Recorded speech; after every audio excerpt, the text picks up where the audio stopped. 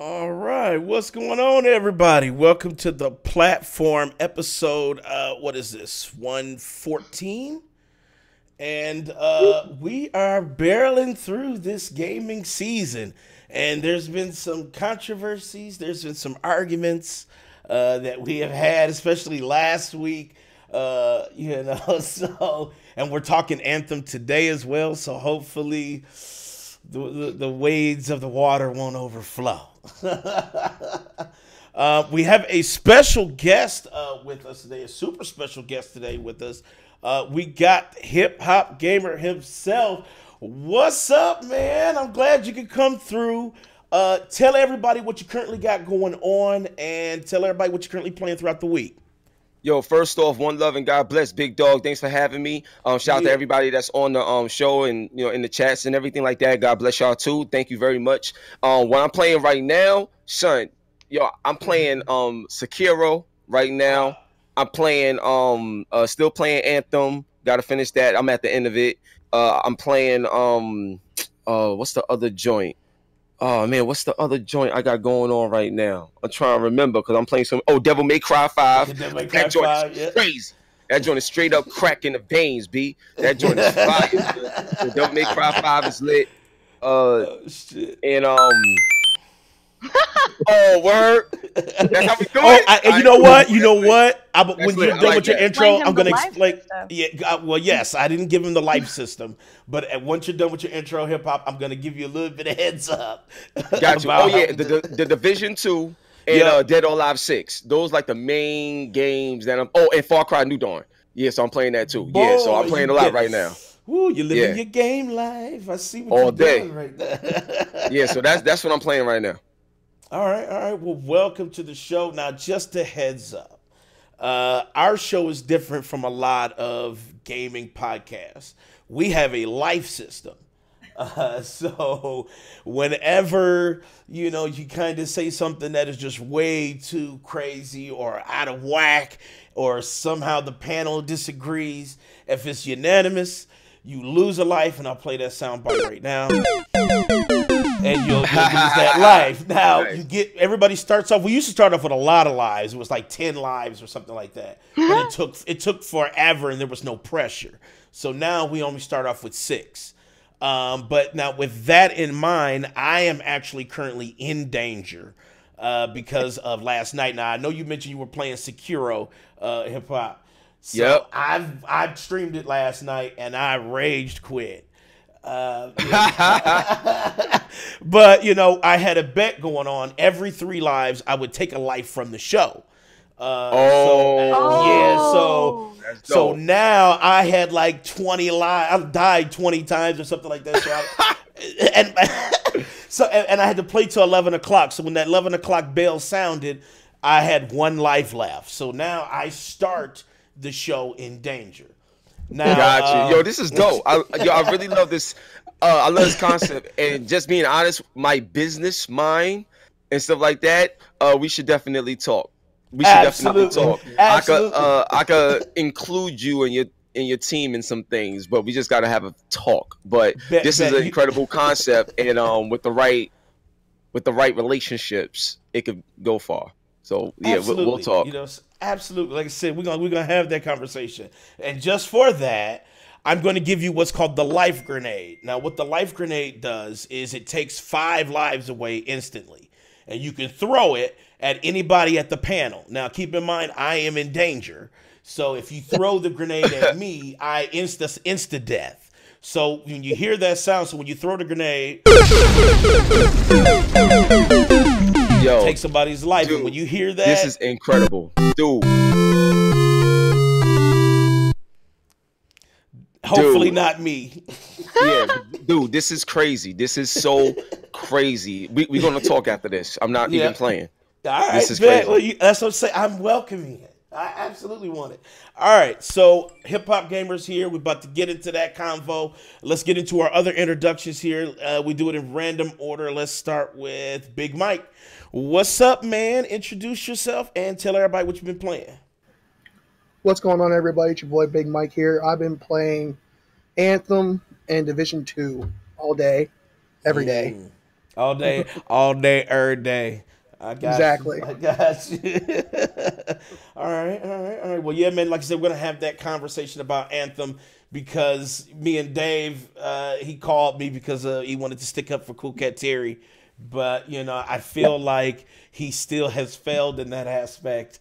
But we will see. And speaking of that, Dave, what's up, man? Introduce yourself and tell everybody what you're currently playing. What's happening, y'all? This is Prime Time. Just chilling. Currently, the games that I'm playing right now is Anthem, and playing a little bit of finishing out Red Dead Redemption 2. Boy, you've been playing the shit out of that Red Dead, man. Is it like that? Is it really? Oh, Like well, I that? love the story. The online needs a little bit of help, but I'm definitely loving the story. I just like going around shooting up varmints. Get them bloody varmints. Yeah, I hear you. All right, all right. Well, welcome. All right, next up we got LaLa Alexis. What's up, LaLa? What's going on? Introduce Hello, yourself. it's LaLa Alexis from Twitch, the most latest stream you'll ever gonna see. I have been playing lots of Telltale games still, highly addicted. We started season 3 with Clementine, but we have not finished yet because not all the episodes are out yet. Wolf Among Us, and of course Hella Fortnite.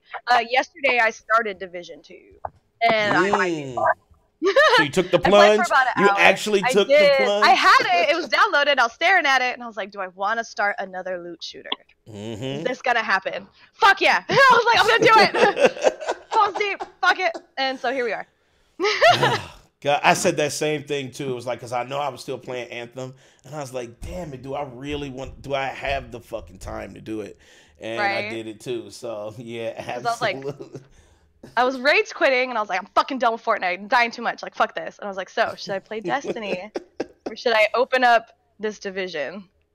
Alright, I'm gonna try it. And then hella people were like, this is my favorite game. Like, it was like popping on Twitch, and I was like, I'm glad I picked this game. Yeah, Okay. everybody's loving it pretty much, so I'm surprised about that, but we'll see how long it lasts. Can they have longevity? That's the thing. All right, well, welcome, LaLa. So glad to have you.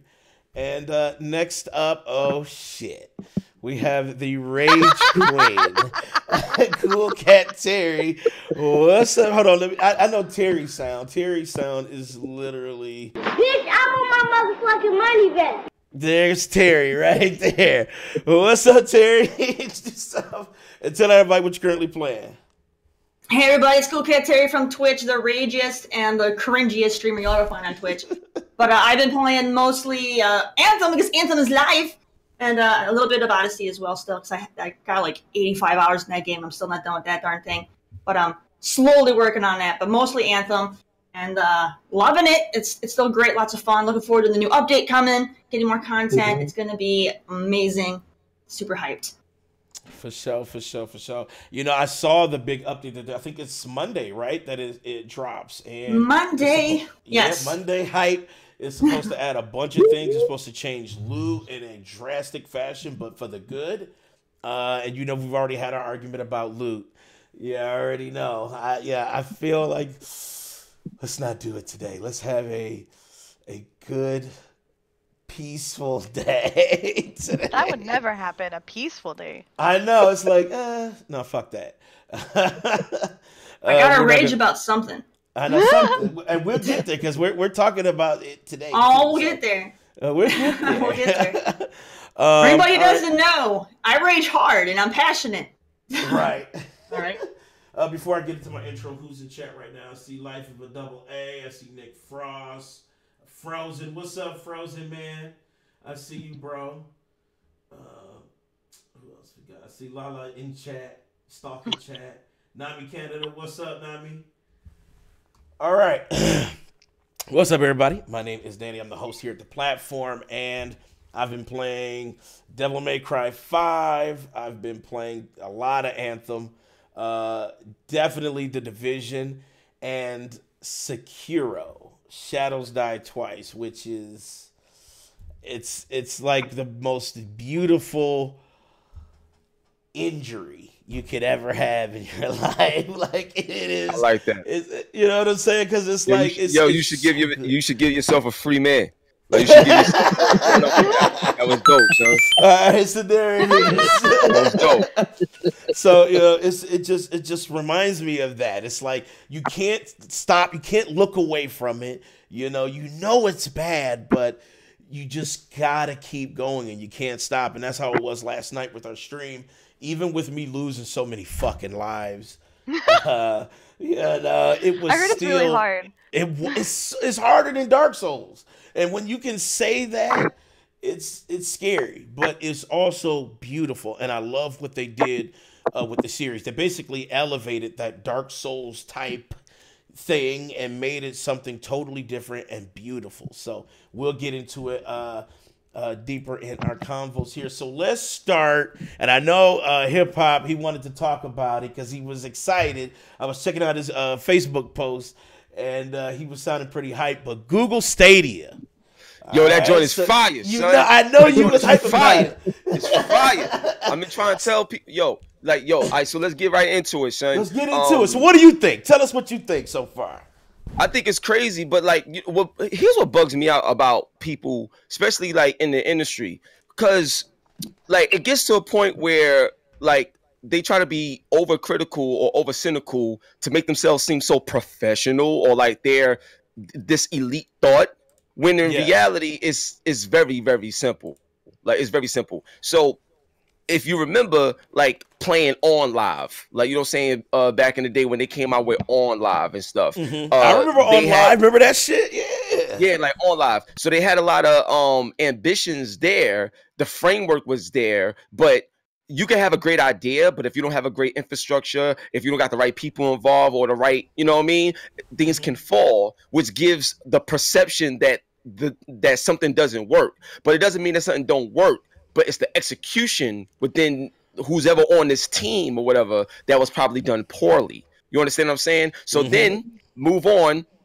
PlayStation Now comes out. A lot of people is playing PlayStation Now, is being well supported. And if anybody that has ever used PlayStation Now, like it actually like works. Like it works good enough. Yeah, it works good enough. Yeah, exactly. So it's like it works good enough for you to play and actually have enjoyment in it.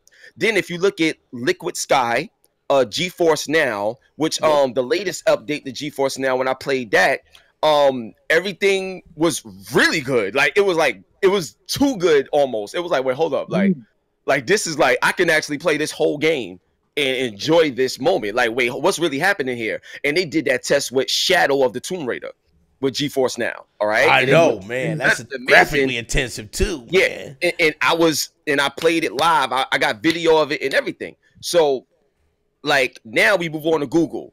This is the part where, you know how it is, when you get the right people involved and the right moving pieces involved, that's when you see the true vision, because everything is properly in place. So here's what I love about Google Stadia, just right off the bat. What I love is the features. I love to be able to like pause a game, send you the link, and you continue playing from the exact spot that I paused at, and somebody else can play it. I love the fact that you can watch somebody stream like a game, and if you want to play that game or play against me, you can just hit play now, just from watching the video. Like these things right here is groundbreaking. That was amazing. I didn't know it was like that. Yeah, that part was amazing. Yes. Yeah, that's crazy. It's Lily, right? Am I saying it right? LaLa. Me? LaLa. Yeah, LaLa. Sorry, I didn't mean to mess your name up. But yeah, LaLa. Everyone does. Don't worry about it. Hip hop. So, like, here we go. You know what I'm saying? Oh no! Hold up. No, don't make him lose a life for messing up my name. Everybody calls me fucking LaLa for some reason. Wait, hold on. You don't understand. So I lose a life. Even if I get a name wrong. Yo, you can lose a life for anything. That's good. Listen. It's all. Because I got a bomb, right? I still got a bomb, right? Hold on. Oh yeah, fuck. Hold on. No, you got the bomb. Here we go. There we go. I gave it back. I bet. You already know what it is. Checkmate, baby. Checkmate. Let's get it. So here we go. That's the first time I've ever seen Danny back. You got me, bro.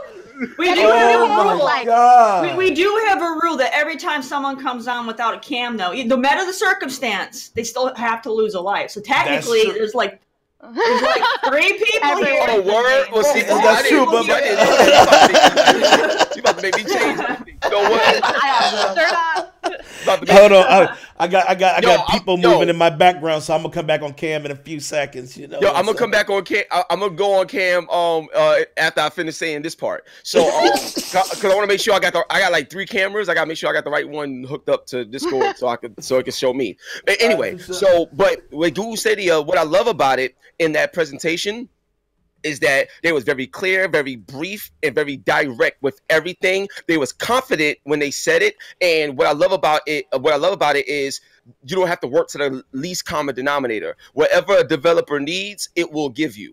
Period. Because the platform is the data center. So if it's something only needs one single GPU to do what it needs to do, fine. If you need multiple, fine. And to me, just to give you an insight, when I went to Liquid Sky's offices. I did over at WeWork out here in New York, interviews with Liquid Sky and stuff like that. And we had tons of conversations behind the scenes and everything, right? Then I had conversations with GeForce Now behind the scenes, right? When Google was talking about this Project Stream stuff and everything like that, I know a lot of people was waiting to see what the payment system was going to be like. I think I actually may have some insight for y'all when it comes to the payment system. So one of the things that I would say in confidence, I can't confirm it. I want to, but you know, I got friendships that I don't want to like. I don't want to say something that I shouldn't say and then ruin what's supposed to come. You know what I mean? So I'm just trying to be as transparent as possible without spoiling things. So here's what it is. When it comes to Google, what I believe is going to happen, that's going to be the difference maker. But if Microsoft do this, then, you know, whoever does this first, I think that's going to be the difference maker. But Google is rumored to actually have a free tier to this. Oh shit! For real? It'll be very listen. It'll be very bare bones, but it's supposed to. But it may be a free tier to this, where a lot of features won't be there, whatever. But their goal. I thought it was a console. It's like no, a it's not a console. service like you can run it Netflix? on a web browser. Like Game Pass? It runs in a fucking web Not browser. Yeah. So the reason why is because there's a rumored deal that Google is trying to do a big thing with Verizon for 5G gaming and all this other stuff, and that deal will enable a free tier, and that right there I think will be a major I think that would be like a major barrier breaker in terms of getting everybody to just play the game, to get them involved. That's the bait. And then once they get in Why would Google need Verizon though? Because Google already has their own optic fiber stuff. Why would they need Verizon? They have a phone. No. So that makes no sense that they would need to outsource to Verizon when they already have all that. No, I understand exactly what you're saying. Here's the deal. Now, it comes with branding. So, like, and this is just what I'm hearing because I've been to the Verizon 5G labs out in New York and stuff like that. So here's the branding part of it. So with Verizon, they're trying to get into the game. They don't have a platform in gaming. They just have the internet connection and everything like that, but they don't have a platform, and they're looking to do content and things of that nature. So to my knowledge, that's where the connection is. It's not that they need the fiber optics or whatever. I think it's more of a branding standpoint to get involved in gaming as a culture. And because Google is doing this, it's their way to do that. Like, one thing that I've learned about this business is that people compete, but also people that compete also find ways to work together. Mm-hmm. It's just like Xbox being popping on. Like, oh, are you doing something? Can I help? It sounds like Verizon wants to be kind of like a dev. Like maybe they want to be like a first party. They want to ride those coattails right now. Is what exactly. and the thing is, Verizon is thinking about it from a standpoint that, you know, if you look at what Verizon is doing and what they have with their whole gaming initiative, it can't just be from, hey, we got good internet.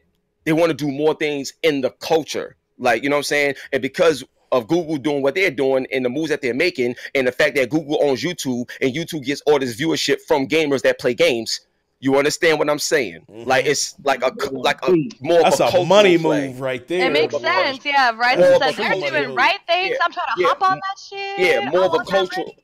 Yeah, more of a cultural play. So my thing is, I'm not confirming this. What I'm saying is, I believe that through a deal like this, if Google will be able to somehow offer some sort of free tier where people could just play the games, but it'll be bare bones in terms of feature set, I think that will be something that they will have a leg up on against Microsoft if they go at this. If they come at the market the same way in terms of the streaming with no console. That's just my theory on that. I think that's where Google will have a major leg up if they could pull off a free tier. Now, here's my thing. Now, I was kind of going over the pros and cons of Google, Stadia. What are some things that they're doing that are revolutionizing the industry, and what are some things that we may not even be able to meet? There's certain things that there still may be some challenges for them to kind of get over, and that's the network connection. See, so I said, okay, I was going off the checkbox, and I was like, okay, Google said they're going to have all the fucking third parties. Check. That's good, because that means that they're going to have a whole lot of support. Google also stated that they had in-house content built, which is good, because you got to have first-party support. That's check. But then when they were talking about the network stuff, it was very vague. It was just like, you just need a connection. Once you get online, you can log in and boom, you have, access to millions of IPs. And it's like, okay, that sounds good, but that just sounds like a ways to an end. What type of connection do I personally need to have? Can I do it with 25 megs? 30 megabytes. Like they said that 30 megabytes per second could give you 4K 60 frames per second, which means that if, like, for example, Yes. if you no, check that. So let's say you was if you was That's going gonna with suck for most of the consumers because there's a lot of areas that you're lucky if you can get 15. Yeah, but like that's So why they're basically saying you have to live in a big city to get this because anybody who lives outside the big city, they don't get that kind of speed. especially like East Coast, like all the like rural. Yeah, but my hometown, I was lucky to get 15 up. wow. You So know, see like- what's happening. So What's this happening- is not good. Not good. I got friends in Canada. They don't get speeds like that. Not unless they want to pay $200 a month. Well, you see know? what's happening is, and I feel you, Rage. I feel you, Rage. So what I'm saying is, like, when it comes to for real, I feel you. So like that's why they made a big push on stage talking about 1080p 60, because 1080p 60 in terms of bandwidth, all you need is like 5 to like 7, like, you know what I'm saying, to like really pull it off. From what I've experienced, even way back with Liquid Sky, I had a good experience. So that right there is more commonplace across the board. But when it comes to the 4K joint, like, for example, I could get it. I'm in New York. I could get it, and like, but you would need 300 megabytes, over 300 megabytes, because you got to divide it by 7. And when you divide it by 7, what you get is the actual performance when you download and do something, and that will leave you with like 40 megabits, which is more than enough for 4K 60. So that's how that works. I would love to see that, because I know during their presentation, what I did like was they went from device to device. That was crazy. That was crazy. And they started crazy. right from where they left off. It was literally computer, phone, handheld. Like, it was just like TV. That was crazy. That was unbelievable. So I think I'm hyped about it. But the only thing I like was how a lot of people so quick to doubt like all the stuff that's happening, or saying that it's not going to be. And so time and time again, I've seen in this industry where everybody's just blown away. Like, look at PlayStation for a second. If you look at PlayStation, and the games that they're making, like God of War, Spider-Man, like, this is a system that's not as powerful as the Xbox One X. But I haven't seen nothing on the Xbox One X that looks better than a God of War or a Spider-Man game. So the point I'm trying to make is, you can't forget the main important ingredient to all the stuff that we're seeing, and that's talent. Talent is the key for everything. So you could give somebody something less, but because of their talent, they could do more with it. And I feel like, That's like Yeah. Sony's story, actually. Yeah, He's exactly. talking about the PlayStation, like 100%. I get because that. Thanks, I I've appreciate been that. waiting for Xbox to have some stuff come out. Yeah, you know what I'm saying, LaLa? And that's my thing. It's like, it's one of those situations where when you look at Google, you can't just look at everything just for face value by what they told you. Look at the talent and look at what's behind it. Look at how they introduce Google Stadia.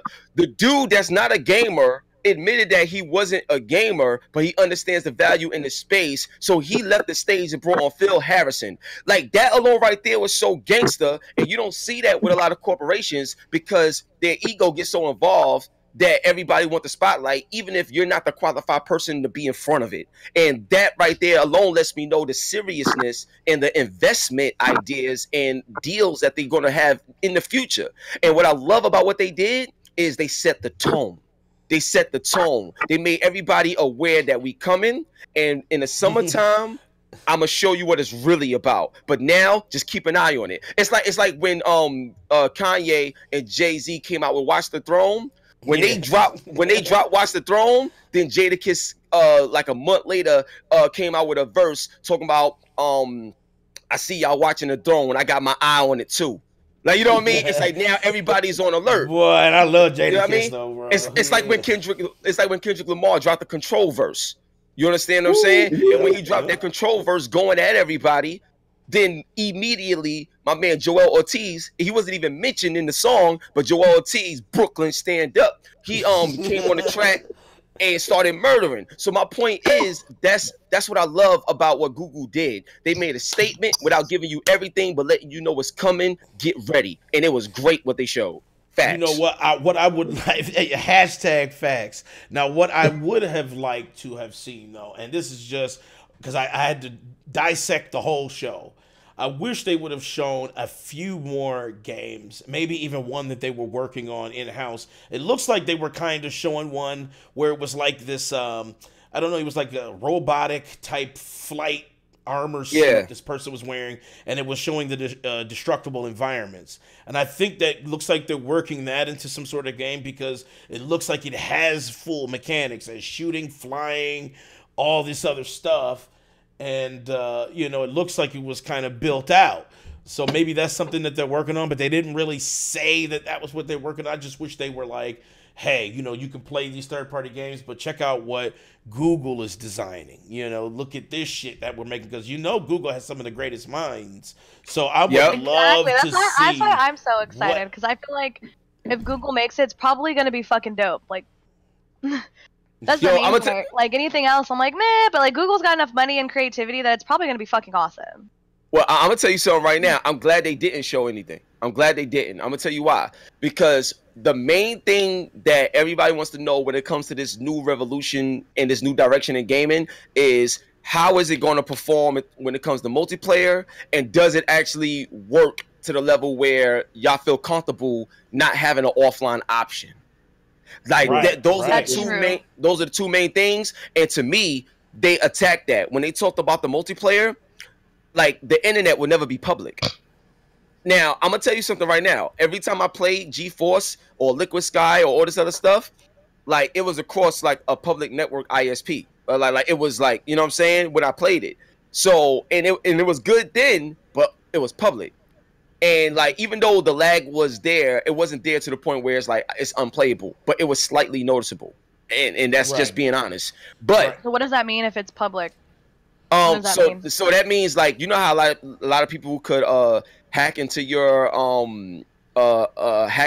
internet session or hack into your ISP, because everybody has an ISP address and stuff like that. So that won't be there. Everything like what happened at PlayStation before it wasn't free? Yeah. That whole PSN strikes scandal that happened back then. Yeah, exactly like that. So this is not an open network. It's a network that Google manages, goes through Google's client directly to the game. It doesn't hit the World Wide Web. It just hits the web of Google Stadia. That's it. Like it's all managed. That's so dope. they cut out all the sort of, like, they cut out the middle person and made the cloud relationship directly with the game client.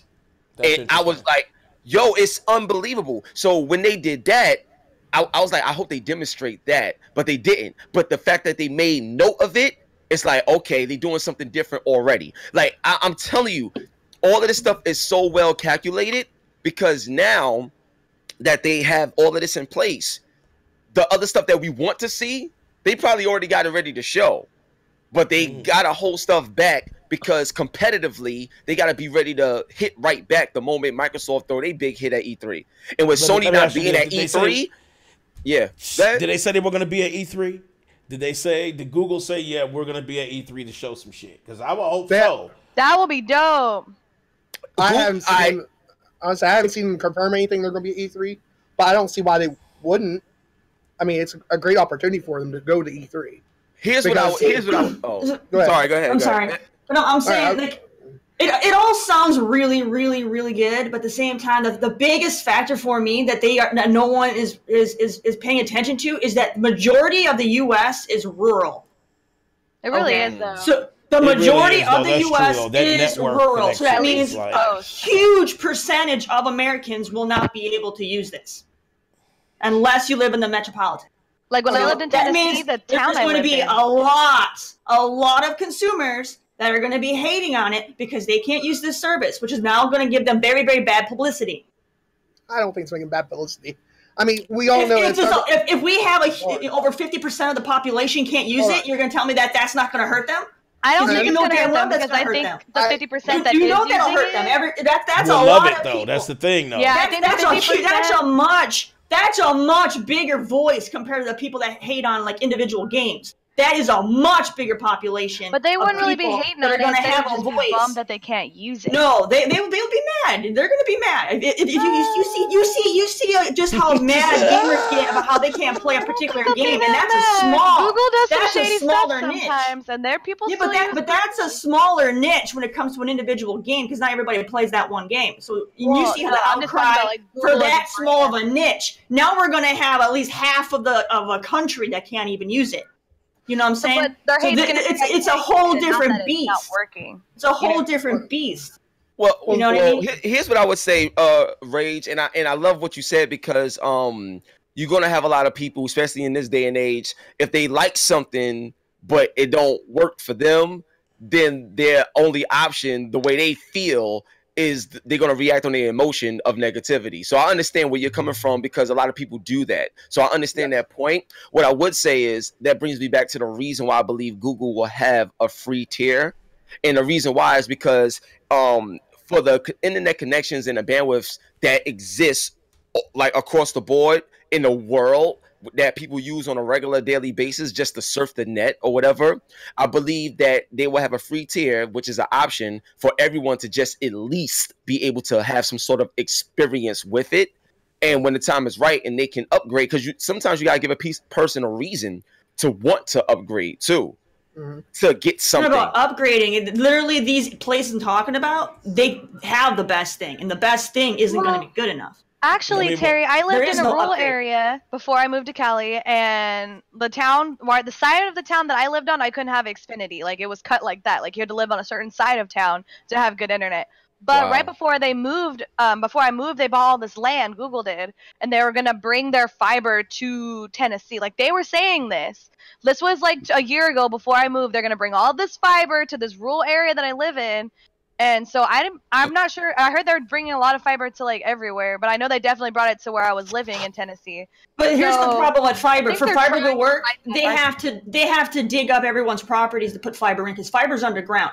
And most people don't want their yards dug up, which means most neighborhoods won't get fiber. But like also, so most people won't get fiber because the fucking wire is up top. They pretty much only put fiber in new developmented areas because they have the freedom to dig up the yards before on the properties. So yeah, they might be buying land because they're probably going to develop that land. Everybody else in that area is not going to get it, okay? Because they're already developed. They're not going to get it. I got something for you. I got something for you too, Rage. So Rage, let me know what you think about this because this is a great topic and this is something I want to mention. Before I say this, has anyone here ever used Liquid Sky before? I don't even know what that is. No, I've never used it. I saw it. I saw it when they were showing it off Sky. like 3 years ago. I I went was to gonna TwitchCon say like 3 years I've ago, never and they were personally there. used it, but I am aware of it, and I know. Okay, so capability. now let me tell you something, because I think this like nip the argument in the bud, because like as y'all was talking, I forgot about something, but y'all reminded me. So I love y'all. Thank y'all. Let's get it popping. So High points. So I should get a score for that. I said love. All right. Oh shit! Here we go. I should get some for that. He's You know what I'm saying? stacking Let's the go. lives right now. So- See what he doing. Stacking So, them. you know what I'm saying? Drop the Can't grenade on live without himself. love, baby. Can't live without love. So check this out, right? When I used Liquid Sky, right? Now, listen to me. I'm gonna tell you right now, because I think this is where Google is gonna really, really trump. My bad for using that word. Take a life away. Oh Take a life yeah, away. for sure. Oh, yeah. There we go. Yeah, I deserve that. So all right, so check this out, right? When I had Liquid Sky service, my internet that I have from Verizon, like what I got right now is 50 over 50, which gives me like a download speed of 7 megabytes, right? When I used Liquid Sky, I kid you not, I was at 940 megabytes download speed. Are you serious? Now listen, when I went on Steam under the Liquid Sky client, now keep in mind, I still have my regular Verizon 50 over 50, which gives me 7 megabits of download speed. But when I was on Liquid Sky on my same computer, because it's the same computer, same everything. I ain't have to change nothing. I ain't get no new connection or nothing. I just used the Liquid Sky client on my computer.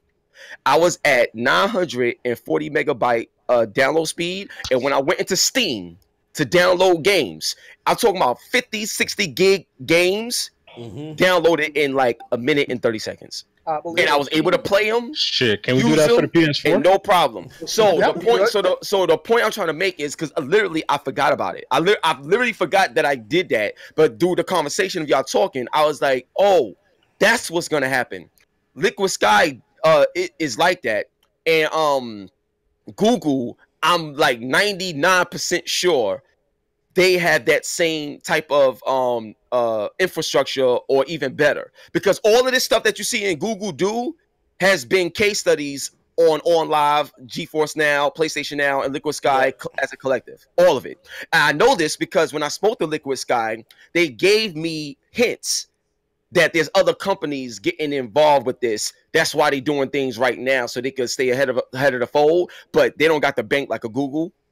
So I know hey, they the servers market- are you know what I'm saying? The I'm still not going to get on that bandwagon until I see it, because I've been in some real rural areas that the only internet they can get is satellite internet. Okay, that's what most of the U.S. is like. Oh God, satellite internet. Oh wow, You have to have satellite internet. Wow. Yeah, There's no satellite. Comcast. There's no Spectrum. All you can get is some freaking piece of shit satellite company to get some internet. DirecTV Okay. bullshit. It's like an AT&T. All right, so that's what I'm talking about. Because when I lived in California, I lived in a rural part of California, and that all they had was satellite internet.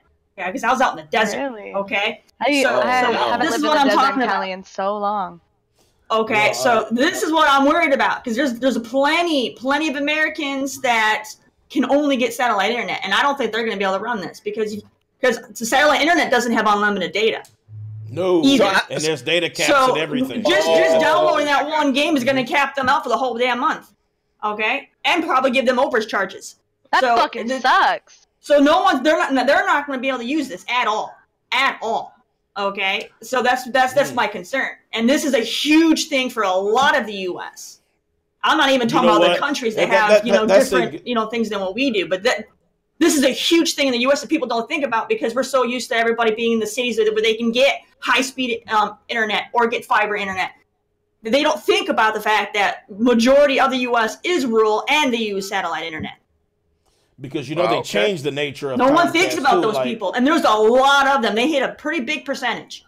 Well, listen, they changed the nature of Comcast too. Like I currently have Comcast. Okay, right there. Joel just piped in the chat. His buddy Steinball. Okay, Steinball lives maybe 20 minutes from me. He has to have satellite internet. He's only 20 minutes from me. I have high speed internet. He's 20-minute drive. He has to have satellite. See what I'm talking about?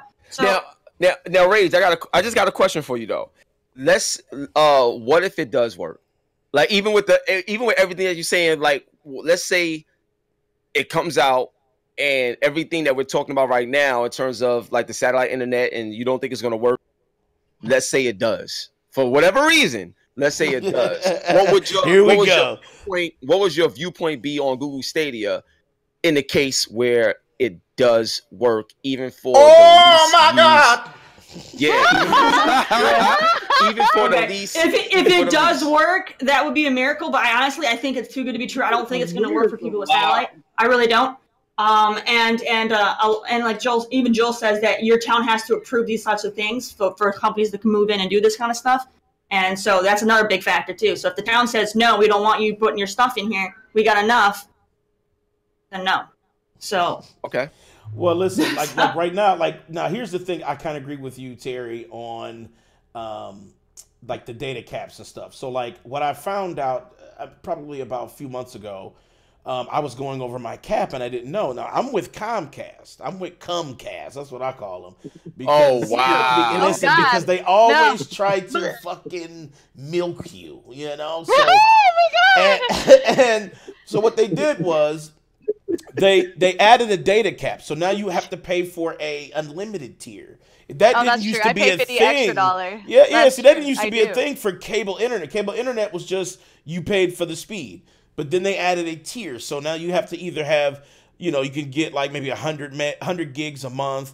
And then anything after 100 gigs will charge you this. Or you can buy into our unlimited plan.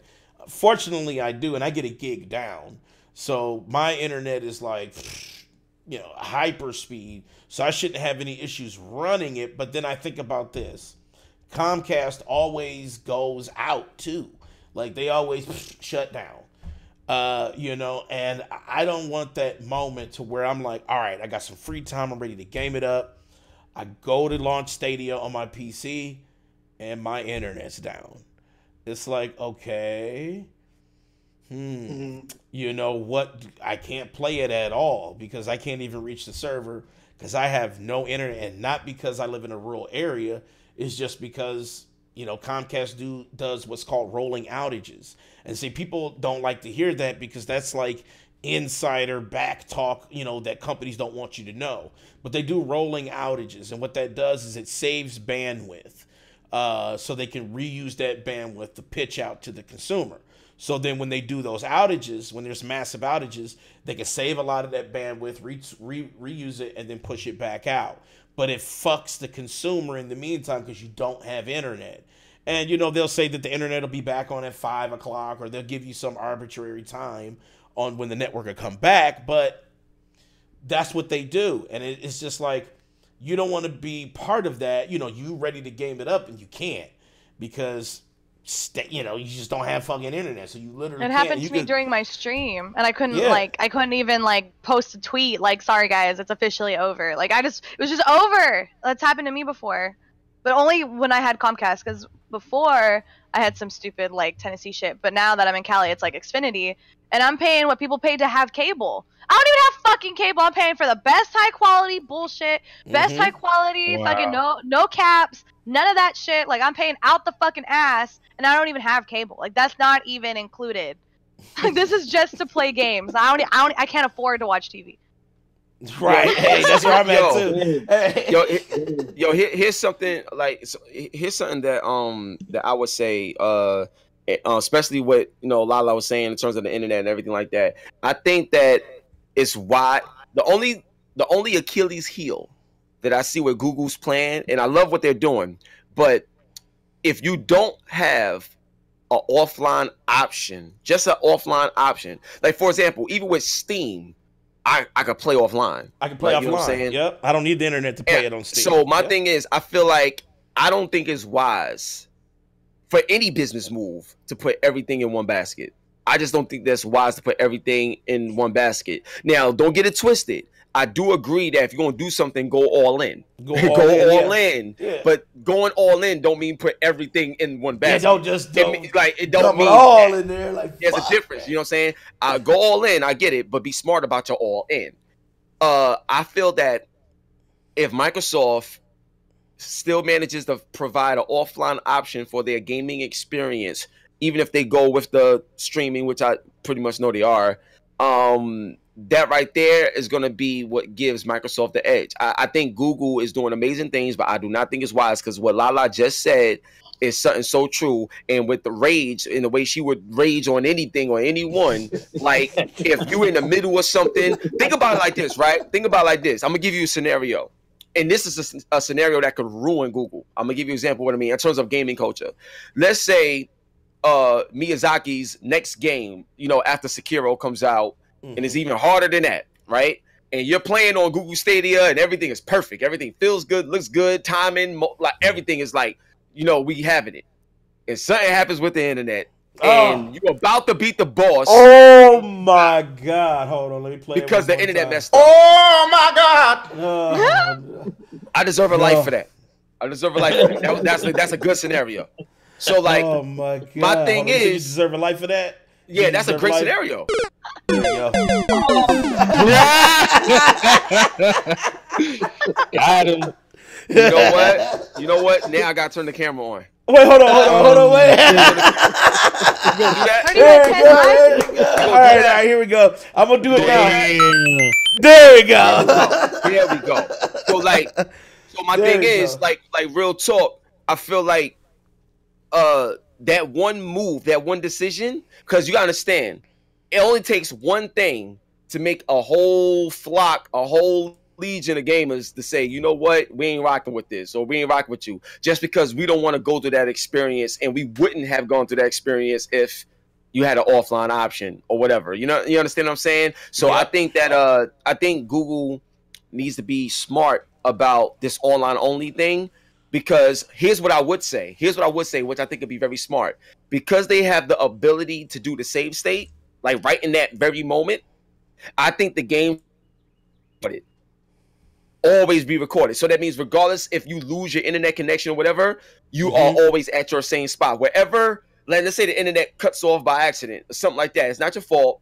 Wherever you was at in that game, that's exactly where you can respawn, like, continue from, even if the internet cuts out by accident. They do that. Would it be no different than just having cloud saves like games do already? No. Some do that already. It's not the same. He's talking about a snapshot to like literally right where you were, not a save spot. Like literally, if you're in the middle of a fight and your shit goes down, he wants to snapshot that, and then if you load back up, if your internet comes back up, you're like boom, you're right at the fight. You see how on stage when they were showing from device, how you could continue from your last save spot. So my thing is, as you're playing the game, I feel everything that you do should always be recorded as you go. So if anything happens, you can continue right from where you left off exactly, so you don't lose anything at the spite of internet connection error. That's all I'm saying. If they have something like that, it's just like if you're playing PlayStation and you can set it to 60 minutes, and after that 60 minutes, it loops again.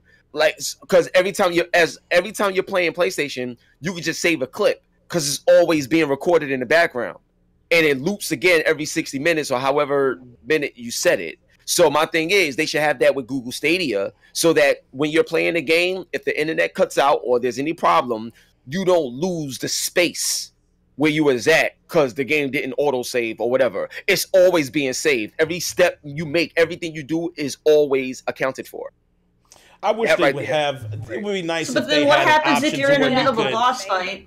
What happens if you're in the middle of a boss fight and it saves you up to there? Your internet cuts out, comes back. You're right there in the boss fight, but you're not ready, and boom, you just get booty clapped around the spot. Well, that's called get good. That's called get good, Terry. No. Because listen, that's bad saving. That's why, like, when I play games, I have like 80 saves. Like, but that's what I'm saying. If it's saving every single step you make, you gotta be better. You gotta be ready. If you're booting up the game, listen. If you're booting up the game, you're ready. Fight again, and if it's saved right when that thing's about to hit you, if you go to launch Stadia, you're ready. It's gonna screw you over. Like, That's like taking the game on yourself. It's not like Stadia's going to come back. Like, you're not in the room and Stadia launches itself and puts you right in the middle of the fight. And then you're like, fuck, I'm making these damn, nachos and I'm trying to get back to the game. You should save it in the middle of the boss what fight. Would happen, though. No. But I'm saying nobody's doing that. Like, if I'm loading Stadia back up. Right when that enemy's about to swing and you internet cut out for that second, now you don't have that second to dodge. Now you're dead.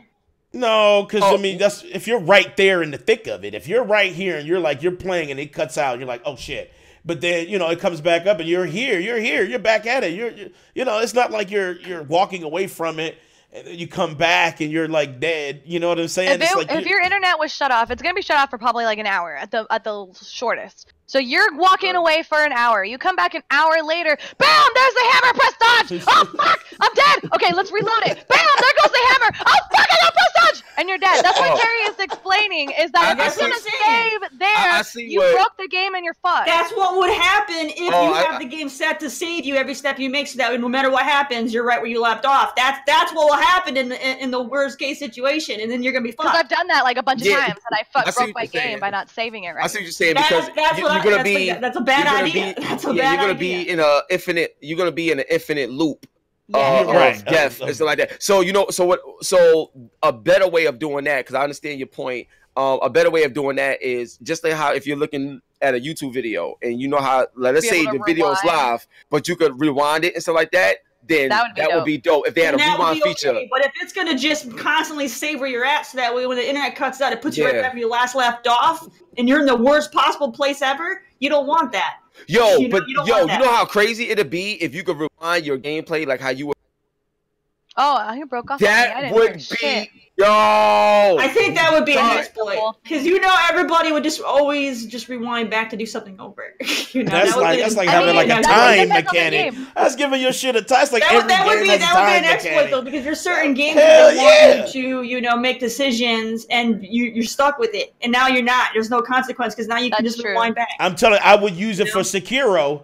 I can tell you that. If I had that motherfucking rewind and how would that work for online competitive play? Oh, that guy killed me. I'm just gonna rewind back. No. Oh no. It wouldn't even be enabled for the multiplayer. Only in single player games or story. That would be some crap.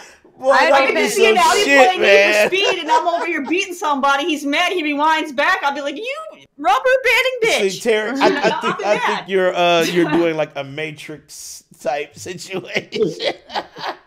Like, I mean, that would be insane if that was a thing. I don't think that's going to be that would be a very bad exploit that nobody. No, we don't need that. No, I feel you. No.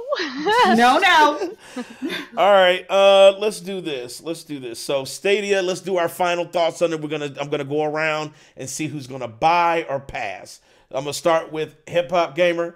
Are you gonna buy into the service? Or are you pass? Of course. I buy into everything. I'm a gamer. That's what a gamer do. I get everything. At least he can admit it. You know what I'm saying? I get everything. Everything. Everything. I know you got everything. LaLa, buy, skip. I'm gonna say skip for now because it's too early. I don't want to get something when it's fresh off the thing. Let's even like an update for your phone. I'm gonna wait till I get the 1.1 rather than the 1.0 because there's always shit wrong with the first one, and I don't want to deal with it. I'm gonna wait till they fix everything. I can feel you on that. I can wait. No rush. Platinum Godfather. What's up? Can you hear me? Yes, we can hear you. Okay, good. First of all, thank you for being on. Everybody that don't know, this is Platinum Godfather, the Stream King. What up, Plat? Yeah, what's really good, bro? So Platinum, we got a special guest. I'm pretty sure you know who this is, but this is a hip hop gamer. And yeah. I mean, we haven't been formally introduced, but yeah. Until now. Platinum, hip hop. Yeah. So what do you think, man? Google Stadia. Are you buying into the services or are you passing? Oh man, it depends what type of plans they might have. I mean, I got to see the tiers to see if it's cost affordable. Everything sounds too good to be true at first glance. That's what it is. Oh shit! It's like I don't know. I mean, let's get. I mean, I'll wait. I can't say a pass or skip or I get it, but I'll say let's see what happens because they're always going to come out with something. On the fence, you're like, yeah, I'm always. All right. You never know all what to right. expect. Okay. Next up, prime time. But you in or you out? I am going to do. I do want to get in, especially like my man said over here. If they get a free tier, I definitely try it just to see if it's worth my while. I mean, I got kids, man, so that money has to go to her family. He always But- blaming on his kids. I was like, I got kids. Family, man. I'm a responsible spender, man. I got a budget. Didn't I tell you to be a fucked up dad? I told you to be. But if it's worth it, man, I'm gonna jump in. You know, I'm like hip hop said, man. I'm a gamer first, man. I'll jump in. I gotta give him shit because he says he has to have money for the kids and he's a responsible spender. Yeah, he's giving his kids like $100 some on Fortnite. Oh, Damn. shit! Burn. Damn. Okay. Oh shit! He knows it's true. He knows it's true. Oh shit! First of all, it's about their report card, and they get straight. So when they get straight A's, you gotta pay them. So because he's exposed right now. He's definitely. It's good. We don't gotta keep it. I appreciate it. I trust my damn game. That's what they love. Hey, Terry, you know very well, Uncle Danny's probably help support these kids also. So you did good on your report card. Here's a 20. You know, that's what grandparents are for. I don't know about that. Right? Right. Exactly. Don't put it on me. You know what I'm saying? I'm trying to. Next up, Big Mike. You in or you out? I'm definitely going to get my toes wet on this, and I'm going to give it a shot. Why you say like that, Big Mike? Oh man! I could dabble a double little facts bit on in that. there. He said, Yeah, hold up. Nah, There we go. He lost 2 on that. Oh But yeah. God! I'm down. I'm down for it. I'm going to give it a shot because it's like Dave said, it's another option for us gamers to get into the gaming industry even more and play more games. True. Yep. And on the price point, LaLa, they said there is no hardware to buy. You don't even have to buy the Google Stadia controller. You can use your PS4, Xbox One, or even they just announced yesterday that you can use the Google, not the Google, the Xbox this adaptive controller. I couldn't think of what it's called. Oh really? The pads? Yep. Yeah, you can use For like able gamers? Yep, for the disabled gamers. That's amazing. I didn't know that. Wow. That's amazing. That's That's amazing. That's amazing. That is amazing. Let's get him. Let's give Google that. That's life fire. right there. Right. Big Mike finally made a point. He did. That's why I'm gonna give Big Mike the life back. I'm gonna take it away. Because that's how it is. You know what I'm saying? So let's do it. Oh my goodness. Platinum's always done, giving me man. shit, but he's my homie. Let's do this for Platinum too.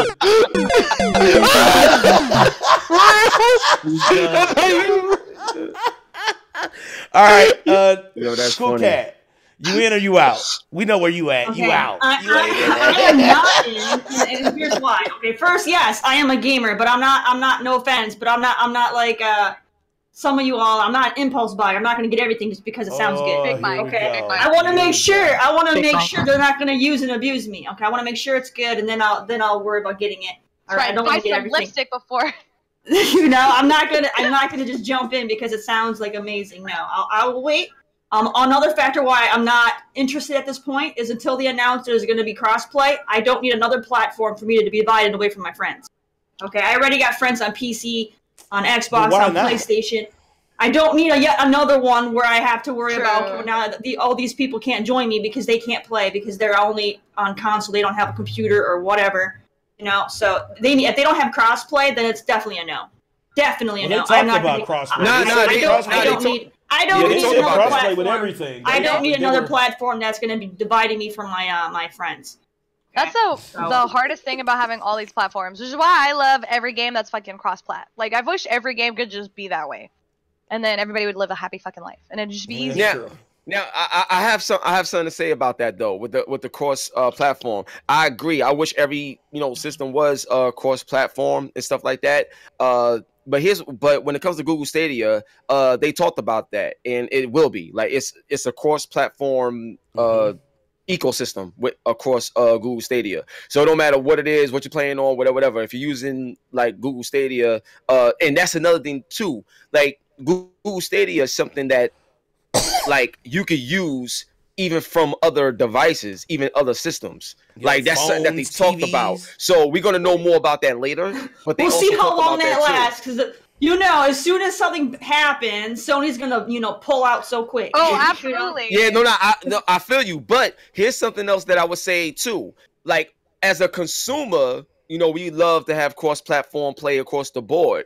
But from the creators and the manufacturers, like on the other side of the world, because Sony was talking about this too, they don't mind doing certain things, but the business deals gotta be right. And on the back end, you don't know what type of stuff, whether it's good stuff or shady stuff that's taking place, because at the end of the day, you still gotta follow. It's a thin line between figuring out how you're going to benefit the community, but also staying in business so that you can provide for the community. So you have to understand the smart decision. So a lot of times when I talk to a lot of gamers, they so quick to have a selfish mentality about what they want, not understanding or providing any solutions on how it could work for everyone. See, like me, even in business, like I always think about everyone. I don't never think about myself only, because it's all of us involved. That's like if we all got into business together, I'm not just thinking about me in my pocket. If we a team, I'm thinking about everybody involved. And even if there's other people that I'm looking to work with, even people that I've competed with before, if we're going to find a common ground to help out the people that we serve, then I need to care about you and your bottom line, like, and everything together. That's how I am. Like a lot of people aren't like that. That's fine. That's fantastic. That's but awesome. I'm like that because I love that. That's cool. Unfortunately, that's not how the gaming industry works, though. Yeah, and that's why you see so many gaming companies bouncing around with other partnerships, because they don't work that way. Yeah, that's what hip hop's gonna do. I vote for you, man. Listen, if you get that game dev company, I'm supporting that shit. You know what I'm saying? But that's how it works. Because like even with the situations that I got going on, everything that I do is based off like partnership, and it's based off of actual friendship. You ever heard the term like a lot of times people say I'm not here to make friends. I'm just here to make whatever. Nah, I'm here to make friends. I'm here to make friends. I'm here to build. I'm here to do things the right way. There's also a saying though that you should never go into business with friends or family. True. Nah, I don't agree with that. It always ends bad. I don't agree with that. I don't agree with that. It depends on your approach. It depends on how you approach it. If you approach it where everybody has an in the beginning, and then over time, it always ends bad, and then you usually end friendships over that crap. No, I don't agree with that.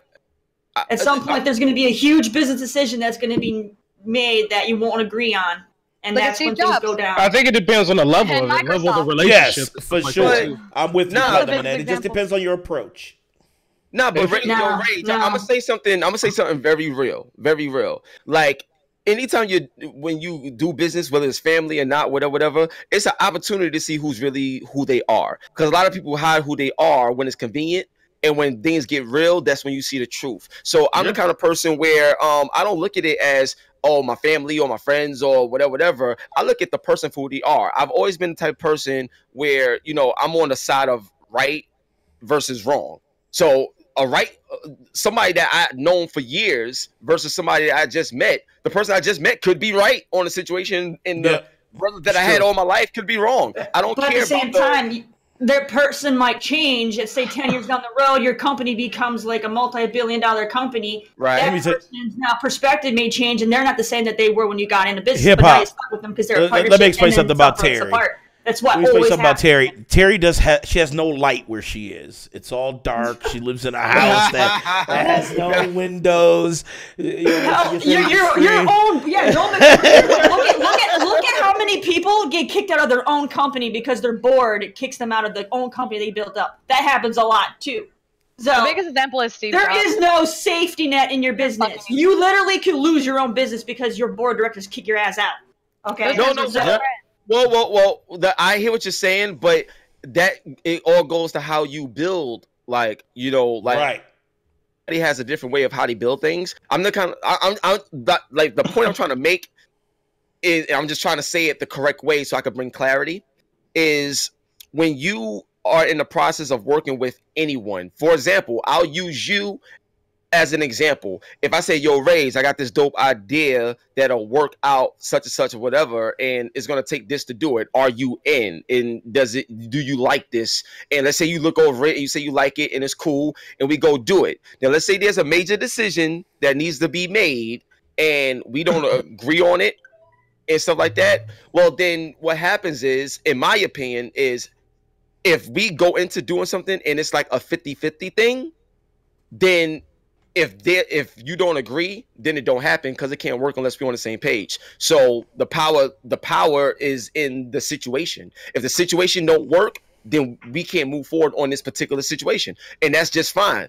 Like, you know what I mean? It's just fine. But if it's a situation where it's like 51-49 and we go into it like that, and I have a higher percentage, or you have a higher percentage. There's other factors though. If your business gets big enough, you have your board members could tell you gotta do it. Well, you may not have a board. Some businesses don't run with boards, though. Some businesses don't run with boards, though. If you start saying, "Hey, you gotta do this," so we're taking our money elsewhere, you don't have to sell your business. No, you don't have to go that route. You don't have to have that board. You don't have to have it. You can be the sole owner. You don't have to have stock. You can be hella big and not sell and make shares and do that. You don't have to do that shit. Yeah, you could just be a private entity. You don't have to have that board. Yeah, you don't have to have that. That's a traditional. For you to be that big, you need to have that stuff because otherwise you won't make it. But who's to say? But that doesn't dictate your bigness, though. I mean, I know it sounds like we're talking about porn, but I'm just saying. Big multi-million-dollar company. It doesn't. Shark Tank. I'm thinking like a little company can stay sole proprietor and not have to deal with that. But once you get big, you can't. You will get. I think it depends on your business. I think it depends. No, not necessarily, because I'm gonna give you an example of what I mean. In this day and age, because of technology, stuff that used to take 10 or 20 people to do, one person could pull off. Like, you know what I'm saying? True. So a lot of things has changed because of the way technology is in this day and age. So, but the overall point of what I was saying is, whether it's friends or family, business, however you mix it up, it's all about the person, period. So whether it's a family member or not, depending on how that person is and your choice of who you want to work with will determine how things can, be done. So the point is, it doesn't mean that it's always going to end bad. That's what I'm saying. It doesn't mean that it's exactly. And I agree with that, because Terry is going to say it's always going to end bad. No, 100%. Stockholders and investors will always carry the most sway, because you need them more than anything. So if your investors are about to drop out because they don't agree with your business decision, You're that's done. what that, but Terry, that's what that business structure though. There's so many different business structures. That's just one of them, but there's millions of business structures. Like, you have small boards, you have individual proprietors, you have group proprietors. Check it out. Check it out, B. Rage, are you familiar with a gentleman by the name of Damon Dash? No. All right, so I am though. So Dame Dash is one of the main people responsible for a lot of people that you know, such as Jay-Z and his success, Kanye, Kevin Hart, Rockefeller Records, all of that. That's all Dame Dash stuff. And it was three people that built that entire organization.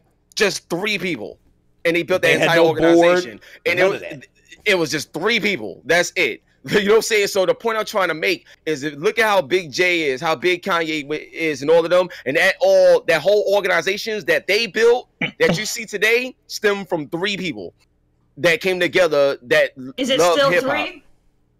Is it still more? No, they split apart. Like, Dame Dash has his own thing, right? Like, Dame Dash right now by himself. So see right there, they split apart. They didn't stay together. How long ago though? I mean, they was together. They was together for eons though. You gotta remember, this was like they split apart. So generation of hip hop. They couldn't work together, so they went separate ways, or they whatever. So see, it didn't work out. My point is, everybody got different positions. Like, if you look at Dame Dash was handling a lot of the business. Jay-Z was the artist, and Biggs Burke was also someone that was behind the scenes making business deals and putting things together. So it was like a three-headed monster. Now, but my thing is, that's like saying, as you get the point I was trying to make with that is that it only took three people to build something that was worth like $80 million plus, and there was only three people that that was the heads of that. And that's what I was trying to say. It can't be done. Now, in terms of people breaking up, whether you brothers or like not or whatever, anything could break up. Or sometimes you could say, you know what, we've done so much here, I want to try and venture off and do something else. That's why certain people step down from companies, not because it didn't work, because they wanted to try to do something else. Because they just want to do something else, right? Yeah, like Peter Moore. Peter Moore didn't have to leave, but he chose to leave because he's a big fan of soccer, so he wanted to be in that world. He didn't have to leave EA, but he wanted to. But he did it anyway, right? It was just a personal. Yeah, so that's what I'm trying to say. Yeah, people have their own personal ambitions. They have their personal things that they want to do, and it's not necessarily something to do with like, okay, we fell out, and I want to do my own thing. It happens for everything, though. It happens for all big things. That always happens, though. Terry, that always happens, though. But it doesn't mean that's a bad thing. It's a fantasy world to think that you can build this and keep it, because you won't. Because at some point you're going to split, or someone's going to leave, or something's going to happen. It's not going to stay perfect. It's not. You're not going to have that. Like I said, her home has no windows. She has a basement set up that has like this weird horror light. I'm a realist, and when you look at all these big companies, none of them are where they were when they first started. None of them. Like you said, she has people that they made the company with come and go. She has a couch with blood stains. At the end of the day, when it comes to your big business, your business comes first over your friend, because that business is what's is keeping you to where in your lifestyle. You're gonna choose that and the well-being of your family over what your best friend in the company says. You don't give a shit about his opinion anymore. Your business and your family come first, not what your buddy's opinion is anymore. All right. Okay. All right. Okay. So let's do this. Let's go to, because I wanted to talk about this because I know hip hop has it. I have it. I think I don't know who else has it on the panel. Platinum, you may have it. I don't know. You may be scared. Sekiro, Shadows Die Twice. Sekiro is out in the wild. There was a lot of big streamers playing it on Twitch, and Periscope, and Twitter, and everybody was playing it. And I heard it was dope. Let me tell you. This game is so hard. Like, people always say, Dark Souls is hard. If you're not a consummate gamer, you got to play that. No, play Sekiro. And if you can dominate that game, then you are a fucking champion. Sekiro, it's out. It's so beautiful. It looks great on everything. It looks great on PlayStation. It looks great on PC. It looks great on anything that you can play it on. I think it's on Xbox too. I think it's on Xbox. I can't remember if it's on Xbox. It's on Xbox. It's on Xbox. Yeah. So anywhere you can play it, it looks amazing. And I'm not gonna lie. It's not on Switch. It's not on Switch. So it's not everywhere. On PC, it is the crispiest on thing. On PC, that joint is crazy. And I'm playing that joint at a little bit above 4K right now. Woo! And it's just like there's a level above 4K. Yeah, it's uncapped res. Yep. So it's they already have 8K TVs out there. Platinum, where you at? Shit, nowhere near that. 8K TVs came all over a year ago. They're crazy expensive. That's why no one talks about them, because no one can afford that crap. But they're there. They're out there. What's going on, Fred? Right, he said I got to help you with your settings. What's up with your settings, bro? He said his settings. Is it something with Sekiro? Because I got mine set. I think I got max settings on everything, and I get a crispy 60 at 1440p. So, it's looking absolutely beautiful. Hip hop. So, how far have you gotten? Have you beaten that fucking ogre boss? That's like he's like chained up to this like wooden plank, and he breaks free. Yeah. Well, where I'm at right now, I just beat Lady Butterfly. Lady Butterfly. Yeah, I just beat Lady Butterfly. But just so y'all know, I use cheat codes. So, yeah. Take a life.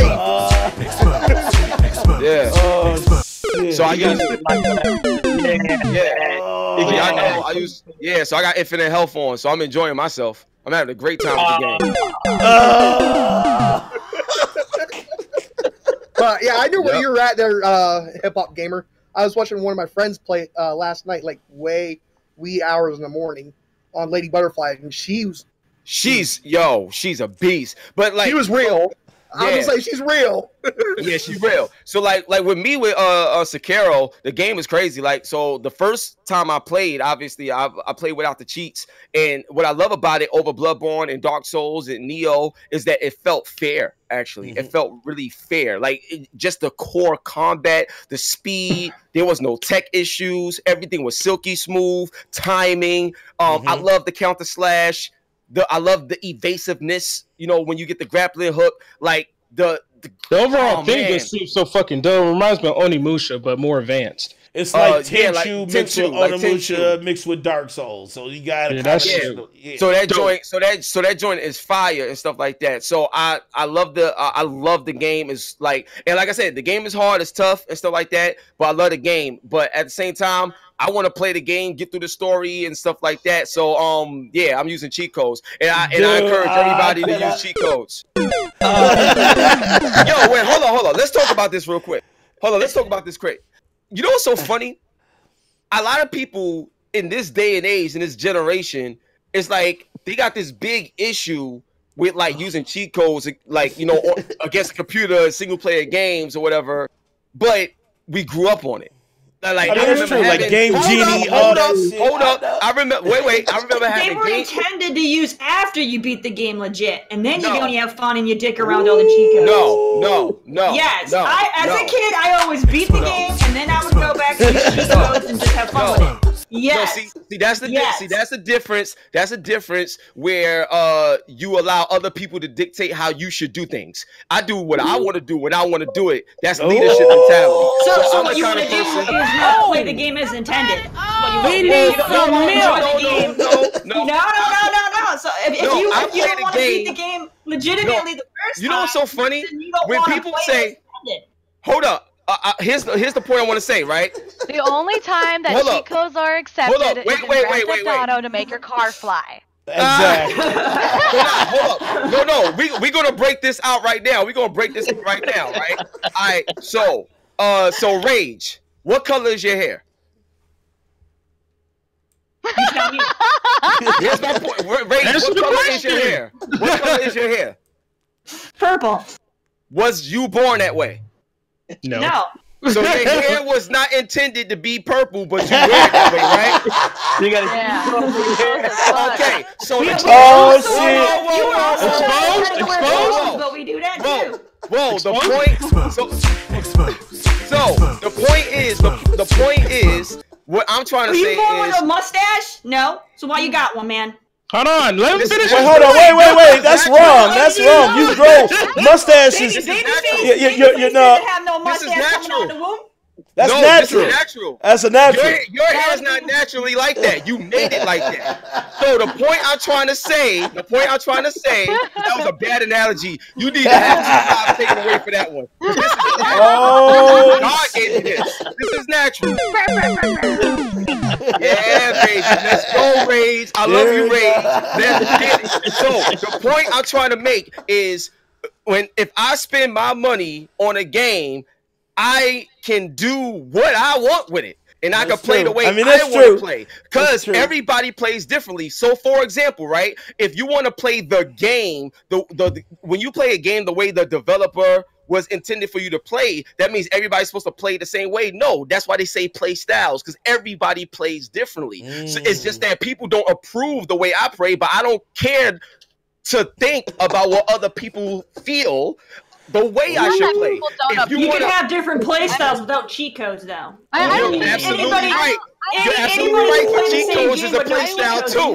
Cheat codes is a play style too. And my style is to play without dying. That's my style. There you go. I don't know. That's a little bit of get good syndrome. I mean, it's just how you want to play.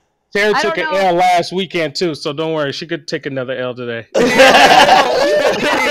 gonna add something. Hold on, I'm gonna add something to this. And I tell everybody this.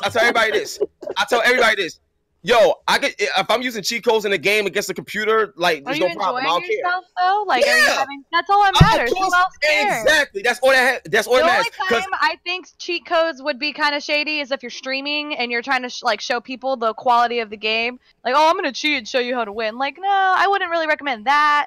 per se, unless you already be like Terry said. But for the most part, as long as you're having fun and enjoying yourself, who fucking cares? Exactly. Thank you, LaLa. There we go. LaLa, here we go. So now, another thing I want to add to it. I got two things I want to say to LaLa's point and the whole point of like just Chico's period or whatever. So first, to LaLa's point and stuff like that, when I streamed Sekiro, I streamed it at first without cheats, showing like the game and how it is and the way it works. And then I died like 2 or 3 times in a row, so I wasn't getting any progression. So you have to look at it from a standpoint of someone that's a consumer looking at the game. They want to see progression. It's like a story. You want to see progression, because if you keep seeing the same death over and over again, yeah, it's cool, but people won't leave your stream because now it's like. That's why I stopped playing Kingdom Hearts, because I had to grind it out. Nobody wanted to if they're there, they're there for you, and as long as they see you having fun and and you're entertaining, they don't give a shit if you're dying. They're gonna love that shit. They're gonna eat it up.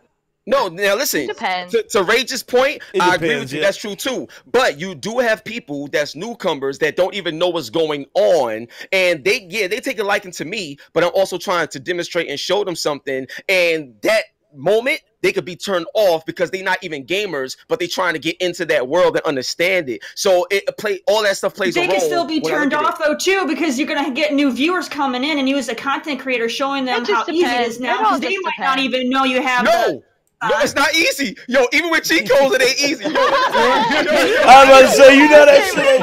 It's not easy.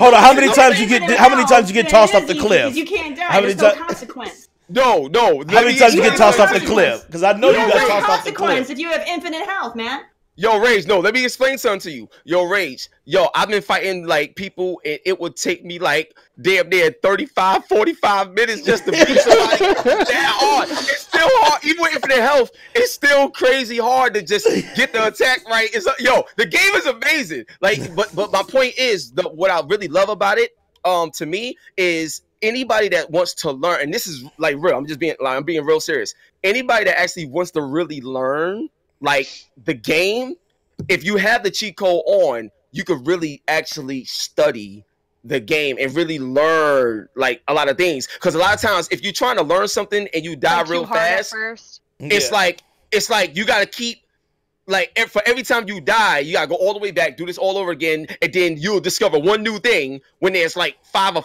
or 5 other things to learn, and you just spent like 2 hours trying to get to. You know what I mean? Like, well, that's just another way to create replayability too. So that way you can just learn from your mistakes. So it just keeps going on and on. That's just another hidden thing. I will say is this: don't knock it. Hold up.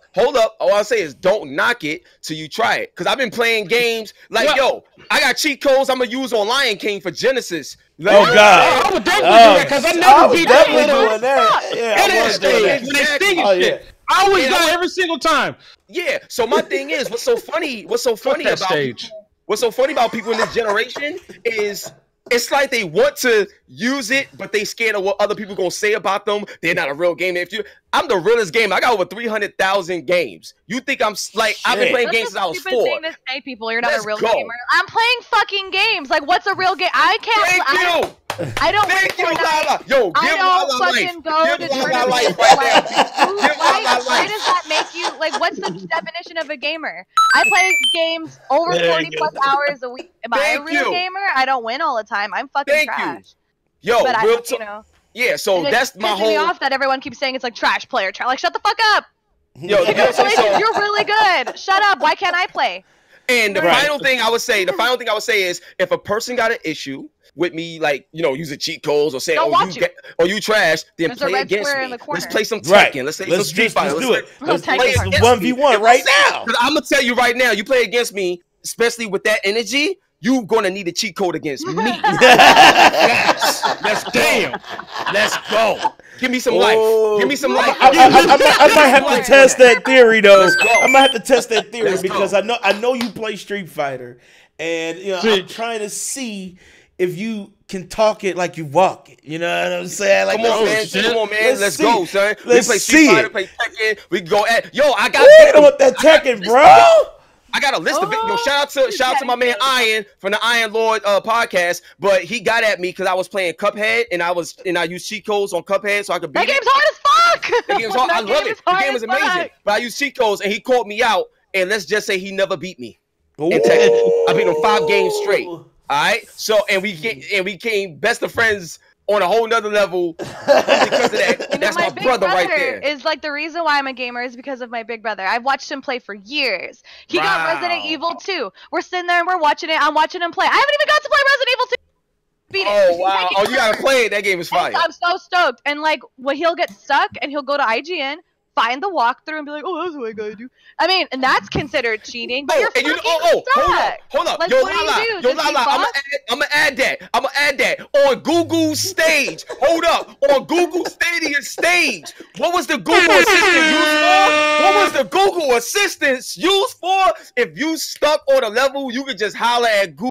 And they'll help you out. That's true. Right? That's true. Get the walkthroughs. They said that on stage. You know what I'm saying? I don't hear nothing. That's why I'm the best at what I do. Because I do what I want to do what I do right. Let's get it, baby. What's up? Platform Live, what's up? That's what we do. It's your boy Hip Hop Gamer, Hot 97. What up? Yes! Let's go. That's how you go, baby. Let's go. So, all right, so hip hop. We do a scale here for our grading. So we're gonna go from 1 being Crackdown 3 to 10 being the greatest game in the world. What do you rate Sekiro? What do I rate Sekiro? Oh, yes. I'll give Sekiro. Me personally, after playing the game, wow.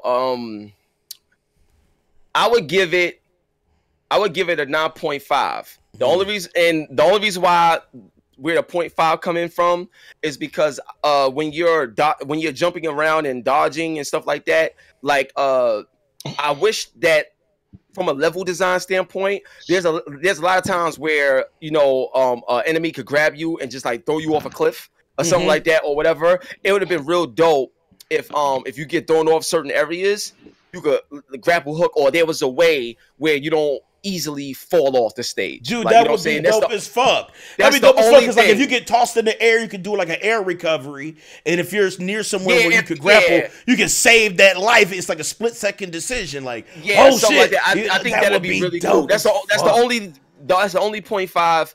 That's the only reason why I did that. Other than that, that game is a 9.5. And one thing I really like about it is from a story standpoint, they did a great job in terms of story and making you care about what's happening. Because they put more on your face in this one. Yeah, they did. It's very different than Dark Souls for sure. And Dark Souls, I didn't get that sense, but in this one, I really feel, and I love the fact that the actual main character got a voice, because that's my only gripe with. Like, that's why I don't like. That's why certain games with stories where the main character don't got a voice, I don't like that either. It feels empty. Like Grand Theft Auto 3, like back in the day when Grand Theft Auto 3 remember that? When it was just, the main character didn't have a voice, but when CJ came around in San Andreas, oh man, changed it. So I love Vice City. He had a voice. Yeah, exactly. Was Vice City before Grand Theft Auto 3? No, 3 was first, then Vice City. Grand Theft Auto 3 was then San Andreas. No, San Andreas, then Vice City, right? No, San Andreas. No, Vice City is before, because Vice City doesn't have the cool stuff. Like in Vice City, you can't make cool outfits like you can in San Andreas. That's true. So then it may have been. Well, I think it was 3 then Vice City. No, I don't think so. I think it was Grand Theft. No, I think it was Grand Theft Auto 3. Then after 3, it was San Andreas. Then after that was Vice. That's what I believe it was. I could look at. Definitely, San Andreas is after Vice City, but I don't know. San Andreas was after. It was after Vice City? Oh, okay. It's way better. They like make better graphics and there's more stuff to do. Okay, so official Grand Theft Auto 3, Vice City, San Andreas, Grand Theft Auto 4. I got you. So Vice City was before San Andreas.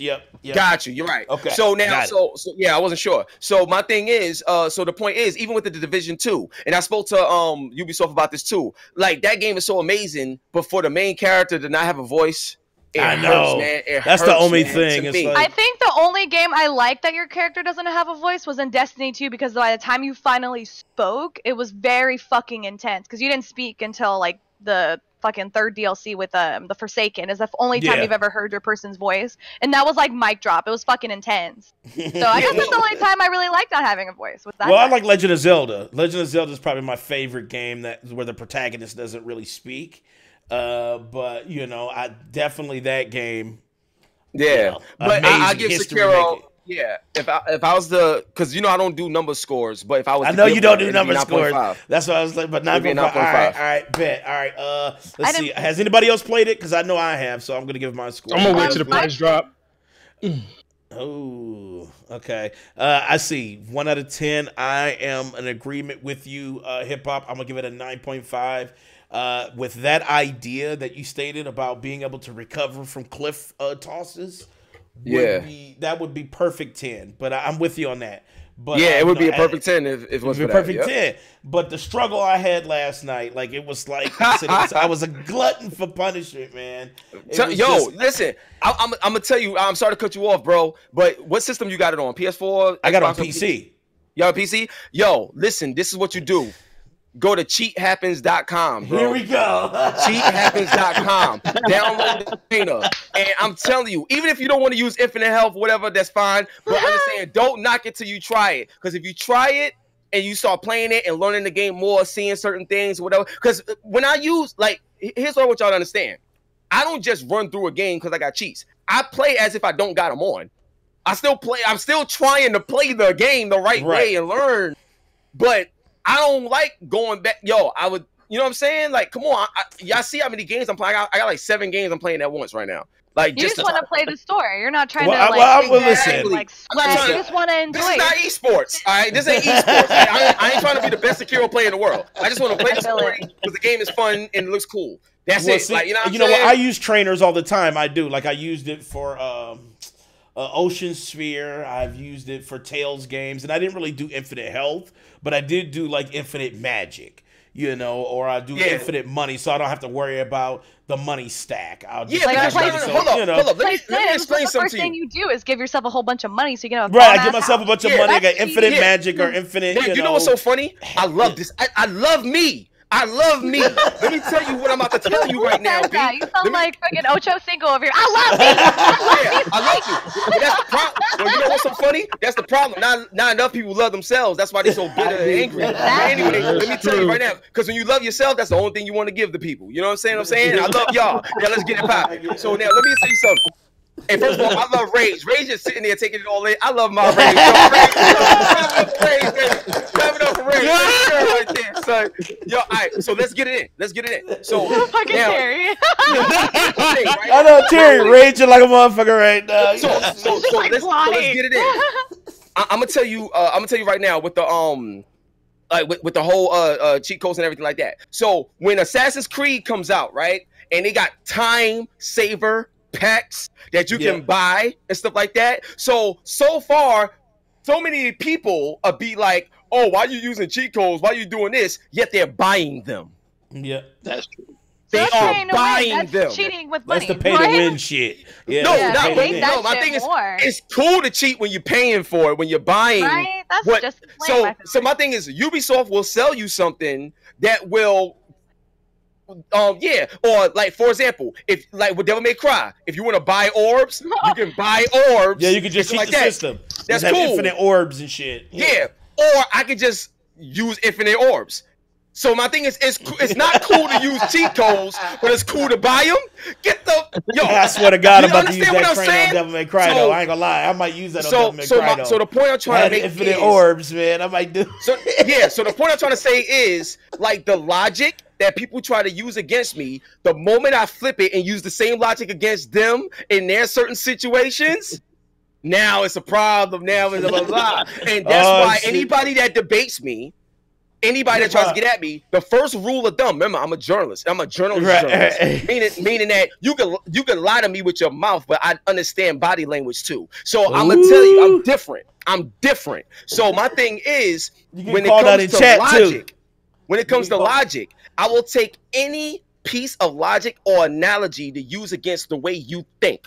And the moment you discover that it doesn't work in every situation, either you're gonna take this L, or you're gonna learn from it, or you're gonna change the story to move the goalposts to try to distract people from what the actual topic is. I know. Look, dog, I'm the one. So my point is, that's why I utilize Rage's hair color in the situation, because it's the same analogy used on something different. And at the end of the day, we like to do what we want to do with what we got.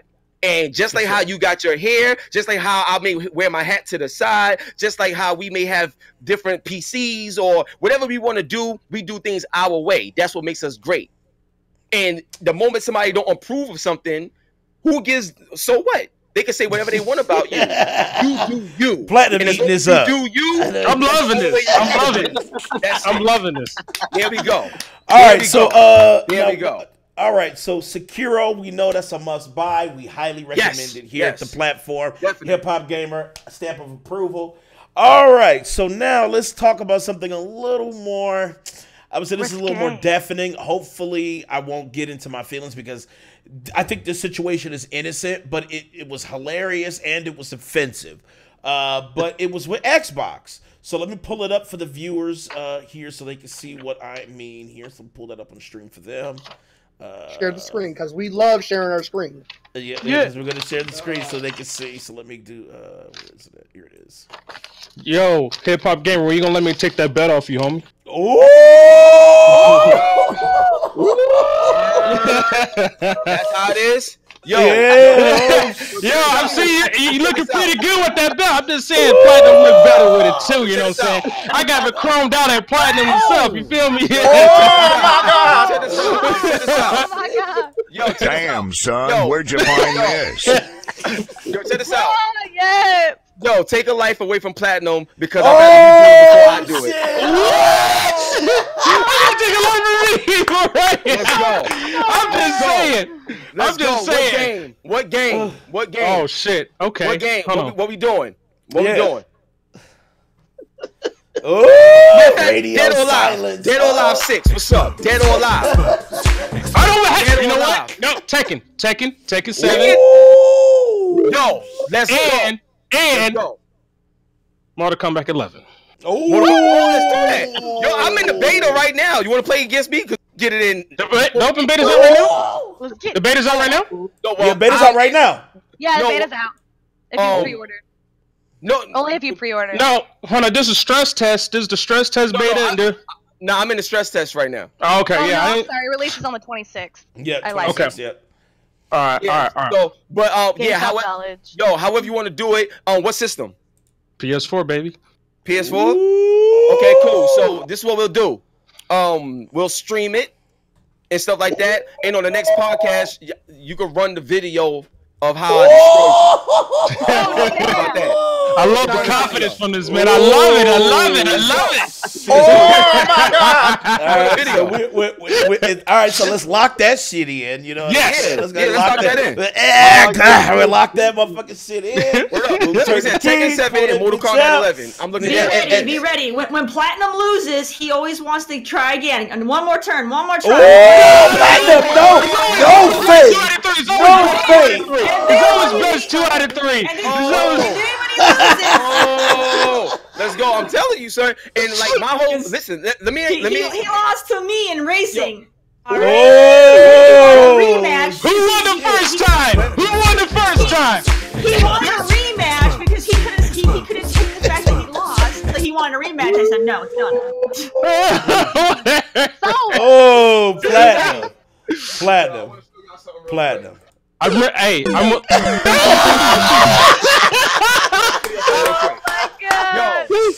gonna have Platinum's head on this. Oh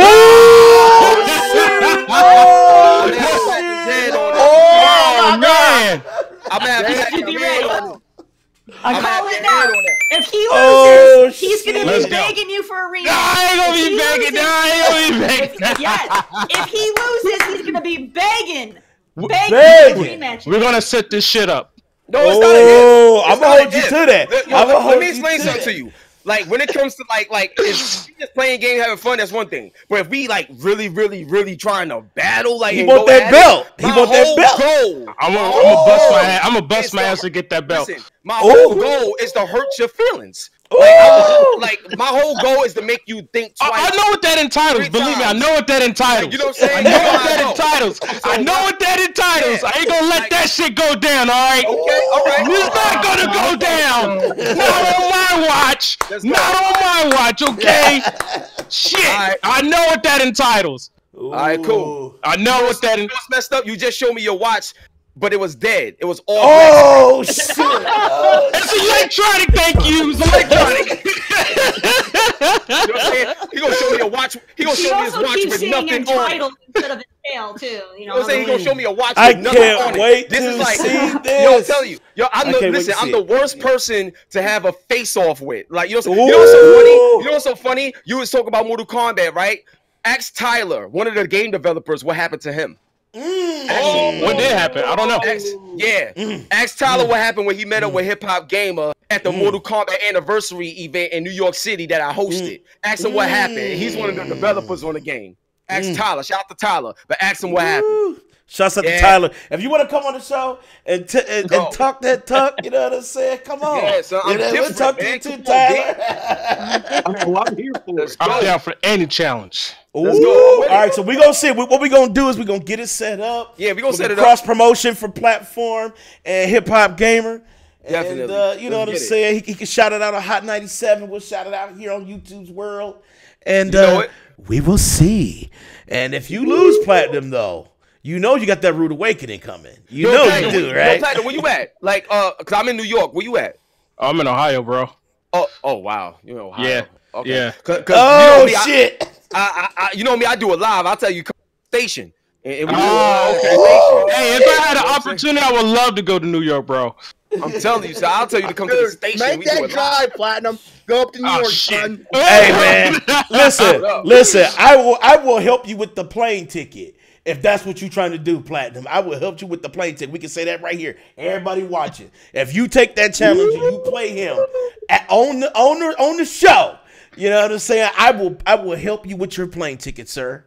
If you donation goal question mark? Huh? Donation goal question mark? Trip to New York? I will. That'd be fun. I will help you 50% on your plane ticket. Fuck a donation. I will get you there. I will get you there. I want to see it. That's what I want to see. I will get you there. Okay. Yo, let's do it. I'm gonna tell you right now. Yo, I smell his heart, son. Ooh. I smell his heart right now. Yo, I'm gonna tell you right now, son. I'm gonna tell you right now. I mean, I haven't put on deodorant. I mean, that's what you probably smell right now. Yo, his glasses is foggy right now. Like, that's what you probably smelling right now. It's getting hot, baby. Woo! Let's get it, son. I'm telling you, man. As I said, he got the flare. Yo, my like controller Dragon is Ball. militant ready. My controller is militant ready. What you said? I'm militant ready. Shit. Ready. I mean, I got a controller ready right here, My too. controller's war ready. Let's go. War ready. Don't worry about my controller, goddammit. Just know I got it ready. Oh, shit. I just got it ready. Ratchet shit on cam. You're like, look at my broken ass. It's still a controller. Duct tape Real together. PlayStation gamer. Oh. This is what we do, son. Let's go. Hey, I'm all for it. Out that life. Let's go. I'm all for it. Hey, if you trying to get behind me on this, guys, shit, I'll definitely go. All right, bet. Well, we will make that happen for sure. I will set it up. Because me and Hip Hop, we got a conversation we got to have after. Yeah. You know. Okay. But we'll make you know that what? happen. Because it's a battle, I'll have my man like DNA or Conceited from Wild 'N Out. That's what I'm I'll have them hollering. come through. That's what I'm You do it in front of people. Man. In front of people. Let's do it. Let's do it. 97. Let's Matter do of fact, Summer Jam is June 2nd and stuff like that. So I'm working on something behind the scenes. If everything go through behind the scenes like I want to, then we could probably set it up for an actual Summer Jam thing, June 2nd. I'll get you there, Platinum. Don't bullshit, man. I will fucking get you so there. you get the concert and all this other just stuff, means but we don't get the lose. battle. Right. Lose. Right, but I'm telling It's you, all Platinum. on you. He's gonna have so much. The weight is on my shoulders. And he's gonna have so much pressure. He's gonna be so starstruck that he's just going. I don't know how I'm gonna be feeling, goddammit. He's gonna freeze up. I ain't playing. I'm like, yo, like Because I think that'll be better to do it at Summer Jam, but I can't confirm that yet because there's other things I gotta do behind the scenes. But if I can't do that, then we can just do it just regular, at the station. We're gonna see. That's what I thought. It's gonna happen. This is gonna be beautiful. Drooling on I am going to, like I said. I'm just gonna be standing there drooling on Well, I himself. just want to be funny. Overwhelmed. saying? Like Platinum, you getting your ass whooped right now. Platinum, what's going on? Let's go. That Platinum go turn to triple copper. Oh! Oh my God! Oh shit! You're gonna be looking like a Lil Yachty album. You know? Oh shit! Oh my God! I'm different, D. Let's go. All right, we can move on, man. I'm killing him. All right. No, he ain't killing that. I'm just loving this right now. I'm just smiles right here and here. All right, so I'm looking forward to it, Platinum. Much love, man. I'm just playing. I know, baby. I'm looking forward. All right, so let's go. I just can't get over the So Microsoft. you love being bent over and taken right now? Oh, here we go. Oh, Man, Terry. Terry. I got nothing to say. I got nothing to say. Came through with the. Yeah, she did. Yo, Ray just threw the ball at you, sir. Terry. Man. Oh, Rays, that was bad. Oh. That's all right, Terry. I know you got your you got yourself up there. Yeah. Yo. You probably take that L today. Who knows? We'll see. It is all good. Platinum, I'll have to Yo, do it. Daddy. There we go. Yo, Daddy. When Platinum loses, it's gonna sound like the next Soulja Boy album. Oh shit! He go, don't. We gon' lose. Don't. It's bad. This is bad. Oh, so much love. So much love. Yo, let's talk about this. I've been bullshit with you. In Xbox joint, man. Let's get to it, man. Let's get to it. So Xbox. Danny, your thing is too small. You gotta double click it if you want to see it bigger. Let's get it. I just sharing it so everybody can see it. Wait, are you talking about? No, you need to double click it so that way the viewers can see it big. No. On the stream, I'm doing it this way. On the stream, I'm doing it this way. I'm sharing the browser. Okay. There you go. I'm just sharing it with you guys too in Discord so you can see it as well. So because I think the stream has a delay, so I just want to make sure you can see the scrolls in real time.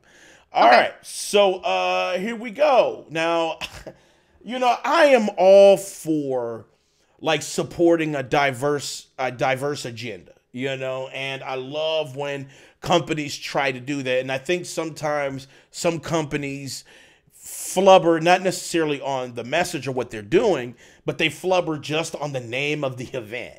And I feel like Microsoft, when I read what this actually is, it is such a beautiful thing about investing in like a diverse organization for game development. They're going after like minorities as far as like in the gaming industry and trying to build that narrative. And that's such an amazing thing.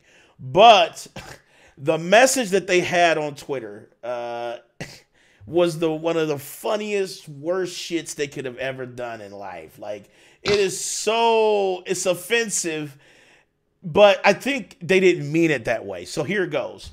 So I'm going to read their tweet so everybody can see it. And then you tell me. Now, the phrasing of this tweet it's possessive. So it goes, this week at GDC, our blacks at Xbox Community awarded 2019 Jerry Lawson grants for career development. Learn how they changing the game. And it's like the name of this is Blacks at Xbox. They got this controller. I'm serious. They got this controller. Not like a knuckle What was that shit about? I heard bump. that. This shit's blowing up. Listen, I'm gonna blow the picture up so people can see. Hip hop. Let me start with you. Yo, maybe what is this, man? Yo, dude. Wait, I gotta put the camera. Let me read it for you again. Our blacks. Y'all need to see my face on this. Yo. At first, I thought it was a joke. Like I didn't know because now listen. I know blacks in gaming. Like I know that movement, that organization. Like, you know what I'm saying? I think Lizette and somebody else is a part of that. That's Black Enterprise and stuff like that. So blacks in gaming. I get it. Like, we all know we're very under represented in the space. Like, I get it. We all know the history. Got it, right? But, dude, like, how much more? Like, this is like, to me, this is very coonery. And like, and what I mean by that, it's like, please accept us. We got blacks now, so we're cool, and we're trying to like. It's so distasteful. The way they said it. Yeah, like a white person. I have a black friend. You want to see? We love it. Now my thing is, we've never seen whites in gaming, Asians in gaming, this and that. So why would you do? You know what I'm saying? So my thing is, like, here's what I don't like. I don't like when you try to mask the mockery. I don't like that. I don't like masking the mockery. If you're really trying to you know, like, include, you know, black people and show diversity and stuff like that, first off, do it all year round. Get with people that actually do stuff in the community on a like daily basis, and really let them lead the charge on how they want to be represented. And I feel like, and don't get me wrong, I understand that the people that did this, they were black people that did it. I get it. But the thing is, you see how we're on a podcast right now and we play games every day and stuff. They're not doing that. So my thing is, you can't just have a person that's black do it. Like, it's not about that. It's much more than just skin deep. It's the talent. Like, this is a culture. It's a talent. It's a love. Like, LaLa was just talking about, she playing games 40 hours a week and doing all this other stuff, you know what I'm saying? Rage is all passionate. She tells you about all this other stuff and everything like that. Me and Platinum going back and forth, having a good time. Mike, there's a culture here. And the culture in gaming doesn't mean you just play games. Like, you gotta really be a part of it, know the history of it, what we do. And I feel like they got the wrong people to lead. But nevertheless, represent it. I agree. And that's my feeling towards it. I think it's poor. I think it's lazy, and I think it's more about getting brownie points for a brand as opposed to actually trying to make a difference. And you know what's so funny? This will be the last thing I say, and I'll let you go on. I'm sorry, but go ahead. With Jerry Lawson, the impact that Jerry Lawson has had, I feel like it's so bad to treat his accomplishments as an add-on. Man, because I'm gonna be honest, all the praise, I don't care if it's Jeff Keighley's Game Awards or whatever, all the praise that the entire industry on a consecutive, regular basis, how they give Nintendo the praise with Miyamoto, I love Miyamoto, how they give Sega the praise on so many things or whatever.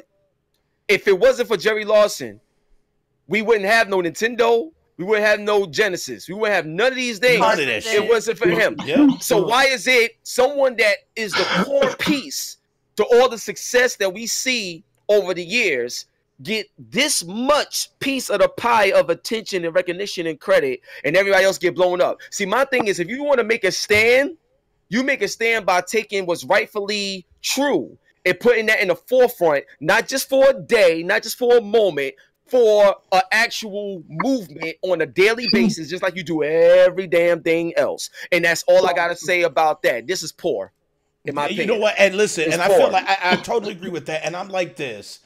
If you're going to push this narrative, you don't have to paint it as like, I mean, this title is probably one of the worst. Yeah. Blacks Worst, at man. Xbox. It like, sounds super it racist. sounds fucking Not even racist. racist. But now listen, the shit behind it though. Like, I literally went through the whole. I don't see it like that, because I mean, But you got to, Terry, you got to remember, there's different experiences for everybody. You know, I understand that, but there's literally like Black Lives Matter. No one had a problem with them calling it Black Lives Matter. Because I don't there's like that. ownership. No, And no, listen, no, no, hold on, no, Terry. Let me get in. Hold on, let me get my point. Let me say my point. Sorry. Okay, so here's the thing.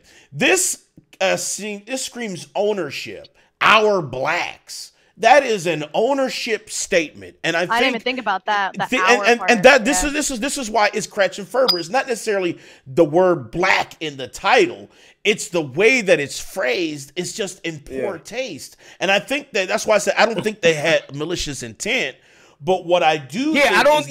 I agree with you. I don't think the intent was whatever, malicious, like, but it malicious, was a failed message. For sure. It's a because look at this chat here. I want to go through somebody. They got Soldier Boy here talking about, huh? You know what I'm saying? Like if you go through what everybody's looking at right now, well, based on how they have it written, that's grammatically correct. Otherwise, why would you want them to say the blacks? Because no, people that work here. I don't like the way they you can say we have a diverse group of people. You could go. You don't have to have a specific label. Down. Right. That's what I'm saying. The specific label is ownership. And I know, Terry, you got to remember we all have different lives, and there's certain things that in different types of cultures that are just not kosher, regardless if it may not affect you in the immediate. But like somebody like Platinum, somebody like LaLa, somebody like Platinum, somebody like who's like, let's say a minority or somebody that's in a ethnic been grammatically incorrect because that includes everyone. It should include everyone. Grammatically, it's accurate. Grammatically, our blacks. That's possessive. That's possessive. That's like saying. I have a question. We Xbox has blacks. Like us and the black community at Xbox. Us and the black. Take that sentence and change the wording there, and give me the verbiage that would sound right. Because I'm telling you, anything else you put there is not going to sound any better. It just sounds stupid. I got a few things. Instead of complaining about the one word, give me a solution for that one word. Even blacks at Xbox, even without the grammatical offense, blacks at Xbox and that hideous fucking controller with the fist bump. It just sounded inappropriate. Those images are super tacky. It's like when you attach. It looks like something from the 70s. That's what I'm saying. That's the point because that's the whole point of that. It's supposed to because they literally talk about how it was shaped by the industry back in 76. Okay, I know about Jerry Lawson, but still, they wanted to make it look part of that. Part for that time period. Here's what. It's accurate for the time period. They're doing a throwback. Let me just say.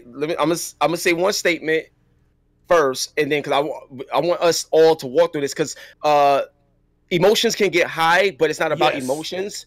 It's about learning. This is a great learning experience about all of us because put it like this. The one point I want to make is this, right? You see how we're all on a show right now? You got black person, white people, everybody on the same show right now. We're not. When I was introduced, it was Hip Hop Gamers on the show. Not we have another black person coming to the show. I have a name. I have you know what I'm saying? Or if it was my show, I ain't gonna be like, yeah, so we have our white people on the show and such like that. It's not like that. Exactly. We're just on the show. We're a part of it because we're part of the culture of gaming. So they should have said at the Jerry Lawson Awards, we awarded instead of going there. So my thing is like the main thing. I just want to get it out the way first because I said this is a learning.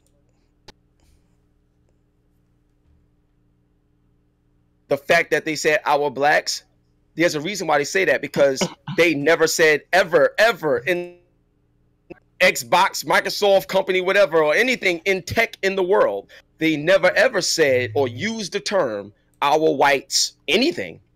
Never. Right. So there's a reason for that.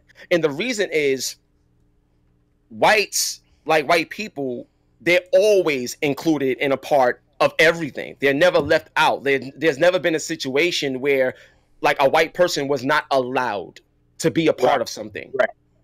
So the reason why we have discussions of inclusion and diversity is because everybody else was always left out of things, but white people always had everything. And I'm not saying it's just a cultural thing. It's just something. It's just that's more of a USA type thing. Real quick. Now, because I'm very clear. So I'm not saying LaLa is rich or Terra is rich and they always had everything. I'm not saying that. I'm talking about being a white person in America as a culture. I'm Mexican. Had everything. She's Mexican. It's like that. Mexican. Oh, I'm so sorry. It's okay. Forgive me. I'm sorry, but I'm trying to make a point here. So the point. But I'm so sorry. So then you even have an understanding as well. So I'm so sorry. So the point I'm trying to make when it comes to that is when you're trying to include us and bring us in and stuff like that. When you say like our blacks or blacks at gaming, now grammarly yeah, it's right. Blacks at gaming because we're black and we're gaming. Like at Xbox. Like grammarly, like I understand what you're saying, Tara. That's correct. But socially, morally, and what it actually means behind the scenes, when you look deeper into the situation, it's not correct. True. Right. And you're only going to, I think that's the issue. I think you're looking too deep into something and making it more. No. I'm not looking too deep. I think you're making it more than what it is. No, I'm not. I'm gonna tell you why. I'm gonna tell you why exactly. Like, I know these people. Like, I've been around. I know how it is. Like, since I've been in the industry, and I've professionally been in the industry since 2008, right? Like late 2007, 2008. I've been in the industry. This right here, let me tell you what it means. See, I've been in meetings, boardroom meetings, behind the scenes. I know what certain people say and do, and what I've been told to my face at times. Like, everything is designed to be a certain way. So let me tell you what's actually happening, so you can have understanding and clarity. So, being black has a lot of value financially too in this day and age. There's a lot of money being spent. There's a lot of awareness. There's a lot more happening in the black community that a lot of these major companies and corporations benefit from. You understand what I'm saying? So it's in their best interest to be more diverse and inclusive and stuff like that because it's more valuable. Think about it like this, right? Recently, when in the NBA 2K league and stuff like that, the first time they did it, there was no women drafted in the league. And that was a big issue because women play 2K, but there was not one woman in the draft. And it was a big problem. This year, there's women in the draft. Not many, but there's women in the draft, and one of them got drafted. When that moment happened, it was the biggest thing. It got the biggest press. Shakira got drafted like 4th round, number 52, and she gets more press than the number 1 draft pick. You understand what I'm saying? Because from a business standpoint, it was a big deal. So looking at blacks in gaming, you can't just look at it at face value. Because when you're a black person, you understand that it will never be face value. There's always other things that play a role in it. Now, it's that label. I'm gonna give you, label. Now I'm gonna give you another example. If you look at an artist, right, that's coming out musically, and let's say Kanye West says, yo, this is my next big artist. Or let's say if Beyonce say, this is my next big artist. That cosign, that authority figure that says that automatically puts all the attention on this next person coming up immediately. They automatically move up the ranks just because of that cosign. So with Xbox doing what they're doing, the way they did it, automatically puts them in a position of, wow, they involving everybody else. So now we need to pay more attention to what they're doing. Yeah. So it's more so of a situation of being used as opposed to being helpful. And that's the difference. Because if you want to be helpful, we just woke up.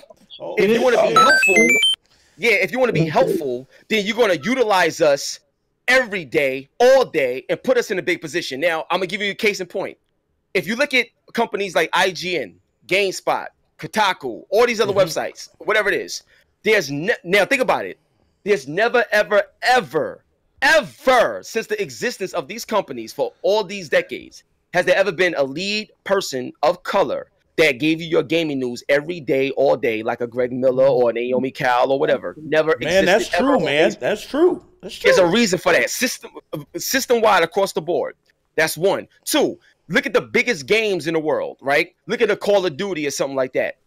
Never, ever in life has Call of Duty ever had a lead black character that was the hero. And the only time a black person was there was when you can actually, it wasn't a story derived by that person. You had to create the character to make them black. But you know what's so messed up? The time where they came out with I think it was Black Ops 3, where you could create your own character, you couldn't even make them black. They could only be white, and that was the first time you had a female in it.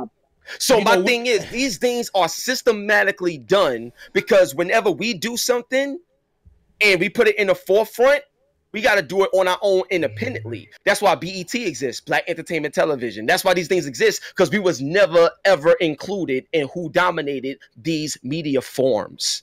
And that's why when we look at it as an insult. Now think about this, Tara, because we talked about business earlier, right? Let's say I only utilized you or brought you in the fold because I knew because the fact that you're white, I can get a better business deal. if I have a white person in a room with me. That's not me really being open and diverse. That's me finding a way to utilize you and putting you in the forefront will help me on the back end. A lot of these things is like that. You understand what I'm saying? So what I'm trying to tell you is never look at it as face value because there's always a deeper meaning. The first time I came in the industry professionally, I walked into a room with IGN people to introduce myself and say hi, and nobody responded. And someone would say, well, why is he here? Like, yo, listen. Oh, IGN. Listen. You know how IGN is. Listen. So the point I'm trying to tell you is the same way I was treated then, I can have a conversation with certain people now, and it's all good. Why? Because of things that I had to do independently on my own. Remember, I never had a job in the industry. Everything I ever built was always been independent. And now, look what everybody's doing. Going independent. I've been saying this for years. But the moment it started happening to people that's not just my color, that's when people want to move the needle. So when people that's white or in middle class, upper class get affected by things, that's when change happens. But when it happens to someone that's poor in a low position, it don't matter because they're designed to be there. That's right. So that's what I wanted to share with you, love. And I love you. I care. I just hope this is a learning experience. But I just trying to tell you, until you like could really live the way we live, you'll never be able to do that. But just from having a conversation, trying to have that understanding, it's never, ever, ever at face value. And if we ever been like together, go to certain places, you should see how people would get treated if I'm by myself, as opposed to if you was next to me. Like if a cop tried to do something to me and you're there, it's a higher chance nothing to happen to me if you're there, as opposed to me being there by myself. It's sad, but it's true. And I'm just trying to bring awareness. You don't have to believe it. I'm not trying to convince you of anything. I'm just going off of my husband's black, and he wholeheartedly disagrees with everything you're saying. Okay. My husband is black, and that's debatable. He doesn't believe in any of that stuff. He's just. But Terry, we gotta take a look. We gotta take a high level view. I understand. My husband grew up in the bad side. That's Chicago. just one. But listen, I'll say it like this. We're talking one voice that you've experienced to the many voices that disagree with your husband. I mean, look at the many voices. I understand that, but I have to go. Look how many tweets on what his experiences are. Look how big this blown. Hold on, let me blow it up for the people so they can see it. Okay, he sees it differently. You know, he sees a lot of it as his one experience. Oh wait, is your husband around? Yeah, he's in the other room. Wait, hold on. Wait, no.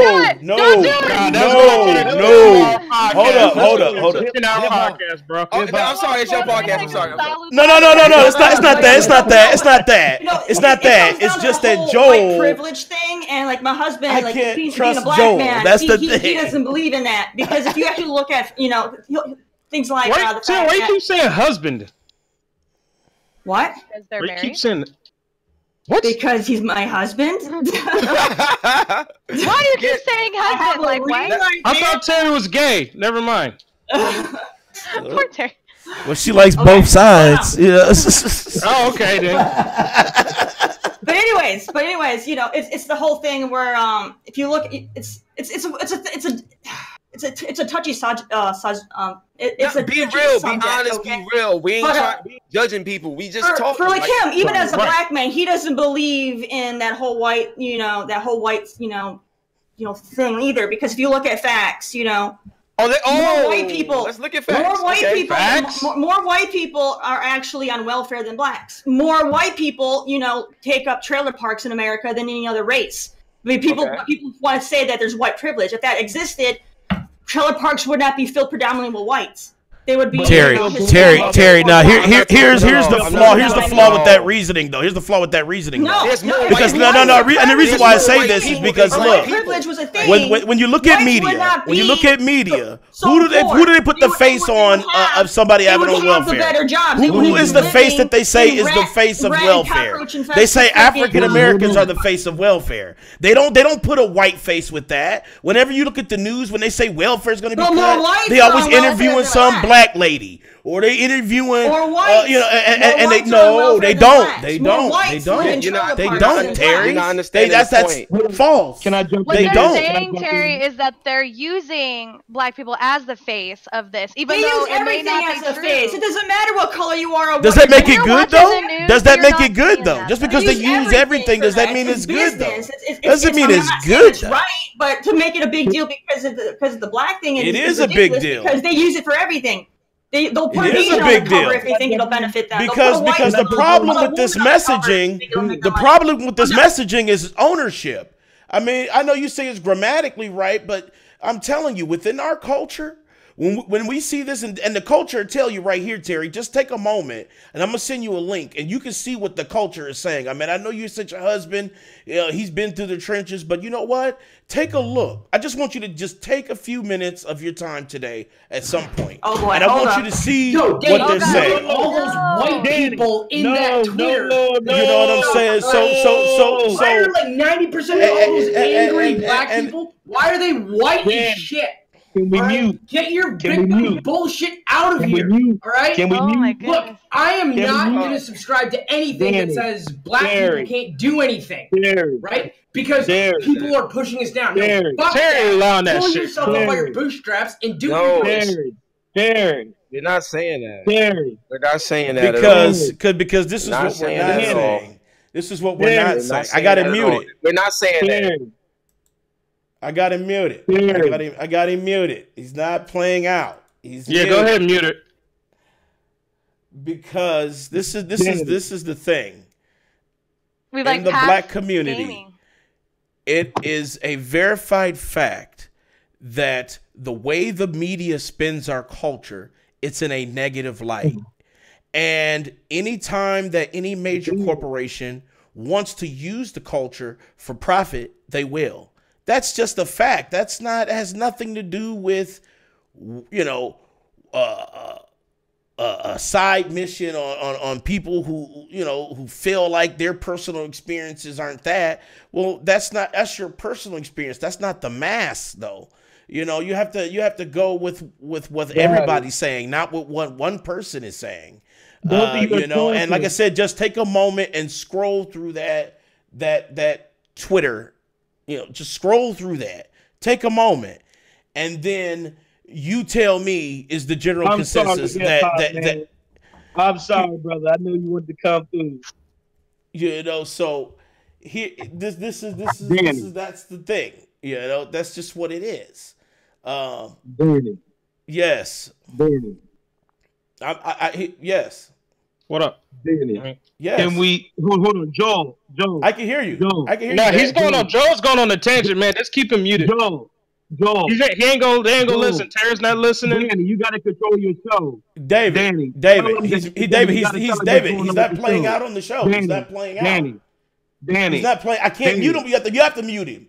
You have to mute him. I can't do it. All right, so let's get back. Hip Hop, brother. I'm sorry. Normally on the platform, it's we allow you to talk, and hip hop. Coming through, dropping the true knowledge that you did is freaking great. We love it. Please pay no attention to the last gentleman that was just. Oh no, I'm not. It's cool. We're just trying to have a constructive conversation. Yeah, like really make sure we get nobody's attacking. Nobody's attacking anybody. And your Rays, did you feel like I attacked you at all? Because No, I'm not feeling that at all. Like we just having a good conversation. Because I have to go based on like what his experience is and what he tells me, and because I'm not black, I can't voice my opinion about your guys' lifestyle. Okay, but I just go off of his experiences and things. And all these things that many others say happen, he always says that's never happened to me in my life. I've never had that. I lived in the worst, in the backside of Chicago. Yeah. But the people that are saying this are the people that are from the same neighborhood in the worst part of Chicago. I have a question. Hey, Rage. These things, and he didn't have those issues or anything like that. And hey, so, I mean, I understand it may happen. I'm not saying it doesn't, but at the same time, Rage, I have a question for you, okay? And like I said, like like much love to your husband. There's no disrespect. We just having a good conversation. One thing I wanted to say, I just want to ask you a question, and I kind of want to play a game. This is a gaming platform right now. With this Here we go. So let's play a game. right, let's play a game. Okay. Now, this game is going to be fair or unfair. Right? Okay. So, let me just ask you a question. If let's say a person of color, right, is unarmed, his hands up, ain't do nothing wrong, and a cop shot him. Thank God he lived, but a cop shot him. And when he got a chance to, when he came out of consciousness and everything like that, and he got a chance to ask the cop, "Why did you shoot me?" The cop said, "I don't know." So now I'm gonna say this. This is a real thing that happened. A cop shot an unarmed black guy. The guy said he don't know why he shot him. He just shot him. And all the black guy was doing was helping a kid that was autistic because he worked in a facility down the block, and the kid got lost, and he went to bring him his truck, and he got shot. Oh, I know that story. Right, he got shot because he was helping an autistic kid, and he gave him his truck because that's what he's looking for. And the cop shot him, hands up, no weapon, no nothing. He worked in a facility, and the cop said, "I don't know why I shot him." Causing a scene though. Like the autistic kid was doing something wrong, wasn't he? Like all these cops were around the autistic. He was just sitting down. He was sitting down. There was nothing around. He was just sitting down by himself. Yep. Yeah, he was just autistic. Yeah. Yeah. So my thing is, so that happened. No jail time, no nothing, but he shot. My question is, has a scenario exactly like that ever played out against someone that is white? I'm just asking. I mean, when it comes to stuff like that, I think even if it did, it wouldn't be news. Like, nobody wants to hear about a white kid getting shot by a cop. People always want to hear about a black kid's getting, police brutality. But okay, and more white people do get shot than anybody else. But no one cares about that. The fact that there's more white people being shot by police than anybody else. The fact that whenever a black person gets shot, it becomes, you're missing the wait, I'm here. Right. You just I love you, Rage. That's what I'm talking. We got to get together, yo. Like, you just said it. You just said it. My thing is, you see how you just said that nobody wants to hear about that. They'll put a black person on front, whatever it is. That's called agenda. And agenda is driven by racial thoughts and racial aggregation. So I give you an example of what I mean, right? When you think of something that's proper, if a black person so-called talks a certain way and it's proper, they say you're speaking white. Why is it that you're speaking white when you're speaking proper? But if you speak in Ebonics, whatever, you're talking black, which means broken English. Why is that a thing? Why can't everybody, I don't care where you come from, why can't we all just have people in general that talk a certain way and people that just talk a certain way? Like, that's what it is. My point is, when you have people in control of media and things of that nature, they're trying to create an agenda that this group of people is like this group of people is like that, and this group of people is like this. And when you look at that agenda, when it comes to a white person, think about it. When a white person runs up and shoot up a school or do something like that, they're not labeled as a terrorist. But if a Muslim person had an issue with something or whatever, immediately they're terrorists. So my thing is, the people, because most people is followers as opposed to leaders. You know that, Rage. Because look at what we're doing. We're leading our lives and our careers to do something powerful and positive. But not everybody is doing what we do. So you have a lot of people that are followers, a lot of people that are leaders. And when you're in a leadership position, you're in a position of control. Most people are followers, so they are being controlled. But like media. So when you look at the media, you have a lot of people that will see something or see a headline, won't even read the story. Like, if you went live on Twitch and your headline was something, that alone right there may decide whether they want to watch or not. Just because of your headline, without even getting to know you as a streamer. Twitch is different, though. Most people don't even read your titles on Twitch. Twitch is backwards. Not me! Absolutely not! I get so stoked to name my thing because I'm like, okay, me too. I get so, and you know what though? I've noticed when I have a really bomb ass title, it will pop open in chat. Like one time I said like, "What's your favorite Pokemon?" And then bam, person I don't even know, they would just comment and say like Pikachu, and I'm like, well, let's talk about Pokemon. Right, let's talk about Pokemon. I absolutely agree, LaLa. I absolutely don't agree, Terry. And if I have a boring title, obviously, but when I have interesting or whatever, people do comment on them. People know. I mean, think about this. Like, I'm sorry. Like, think about our titles. Like when I sit Hip Hop Gamer our itinerary, and he'll notice that I do a title, and I've always feel like the title is what grips. So I got Google Stadia, Sekiro Rage Quit, and Microsoft Blacks. Look at the title of that. You know, that episode, and I feel like but I agree with what he's saying as far as like just see episode like 104. But I still agree with what he's saying about how the title can be important to some. Some people feel like that the title is everything. I'm not saying the title isn't important, but I'm just saying it's a different thing, because a podcast it's no different than seeing like a TV broadcast. You expect that's not true. If I'm scrolling through YouTube and I see the title of somebody's video and it says "I hate Anthem," I'm clicking on that. Because that, first of all, I based off the title. I'm going to click on it and say, why the fuck? But now that's YouTube, though. YouTube, you go to YouTube because you're looking for something specific, because you need. What's the difference between titles? That's different. Title's a title, whether it's on a YouTube, whether it's on a song, whether it's on a book. Search a game and they'll just find someone that looks. Because when you're searching a game, it doesn't have the title. People you don't see the title until you open it. And a lot of the time, they don't look at title. They're either going to look like, okay, well, this person's on the top of the list, I'm just going to click them. Or this person looks interesting, I'm just going to click them. They're not looking at titles on Twitter. That's true. Yeah, I get that. I get that too. I understand that on point as well. But the overarching, like what I'm trying to get to, and you had said it, is whenever there's an agenda and stuff like that, to make your agenda, your goal is to sway people to think a certain way. So you can either uplift and use that as something good, or you could downgrade and use it as something bad. And all I'm saying is, when it comes to mainly people of color, it's always been used for something bad. So now, to your husband's situation and stuff like that, because he says certain things never happened to him, and that's cool. I get it. Actually, that's a great thing.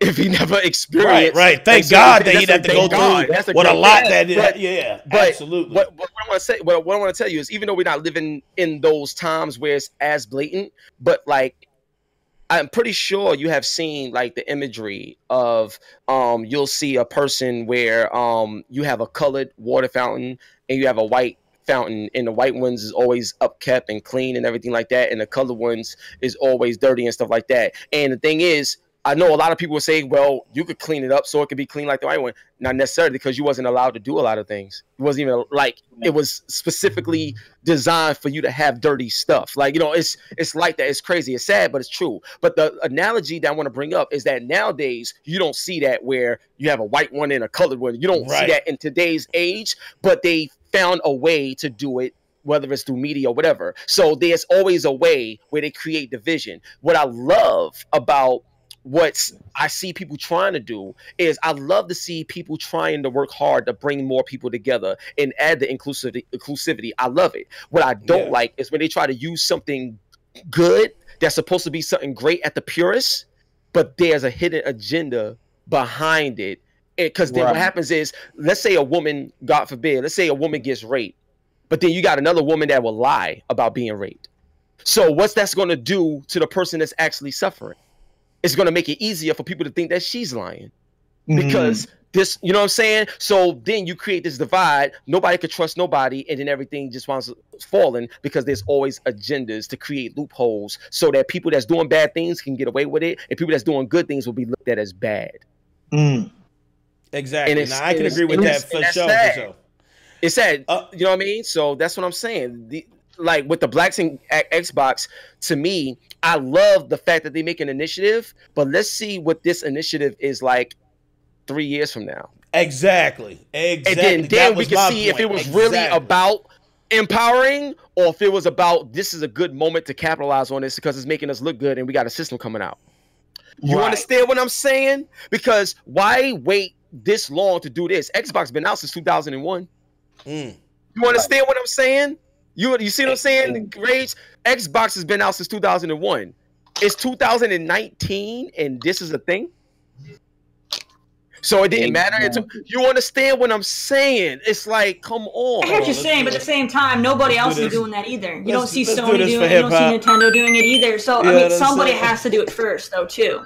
No, and I agree with you. Somebody has to do it, but the point is, it's something that shouldn't have to be something that needs to be done. No one should have to do it. No one should have to have a black at Xbox. I feel you. Like this should have been. This should have been done since 1973 when gaming started. We should all be inclusive as gamers. We shouldn't have to have it diverse by culture and by race, but at the same time, you still have it where different cultures and races will shout to the heavens about how they're being ignored. They don't have a voice.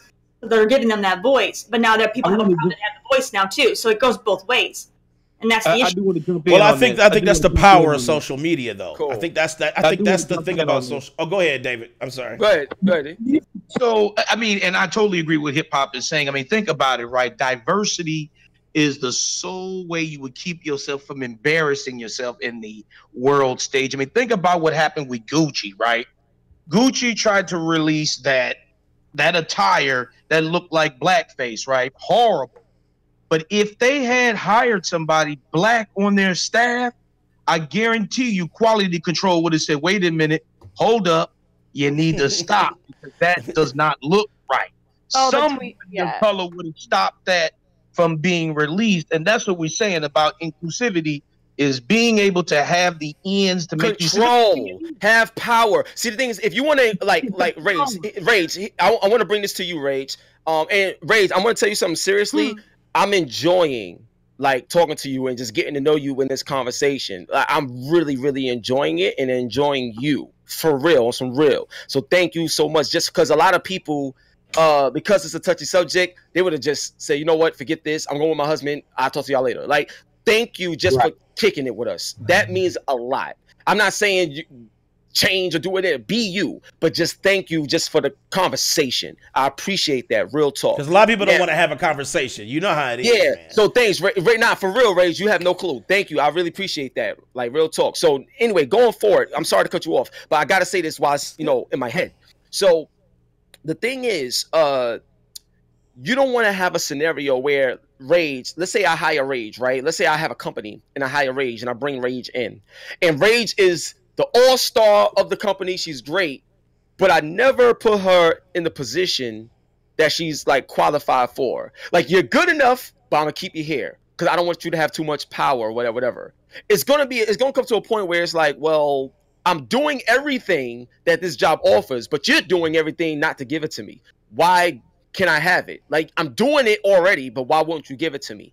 That's what we deal with on a regular basis. In this particular scenario with the Xbox and the Blacks thing and stuff like that, like, wouldn't it be interesting if, and no disrespect to Phil Spencer, that's my guy, that's my dude, but wouldn't it be very interesting or very cool if, like, you had a person of color that was in Phil Spencer's position that was, giving you your news, like, all the time? Like, that was crazy.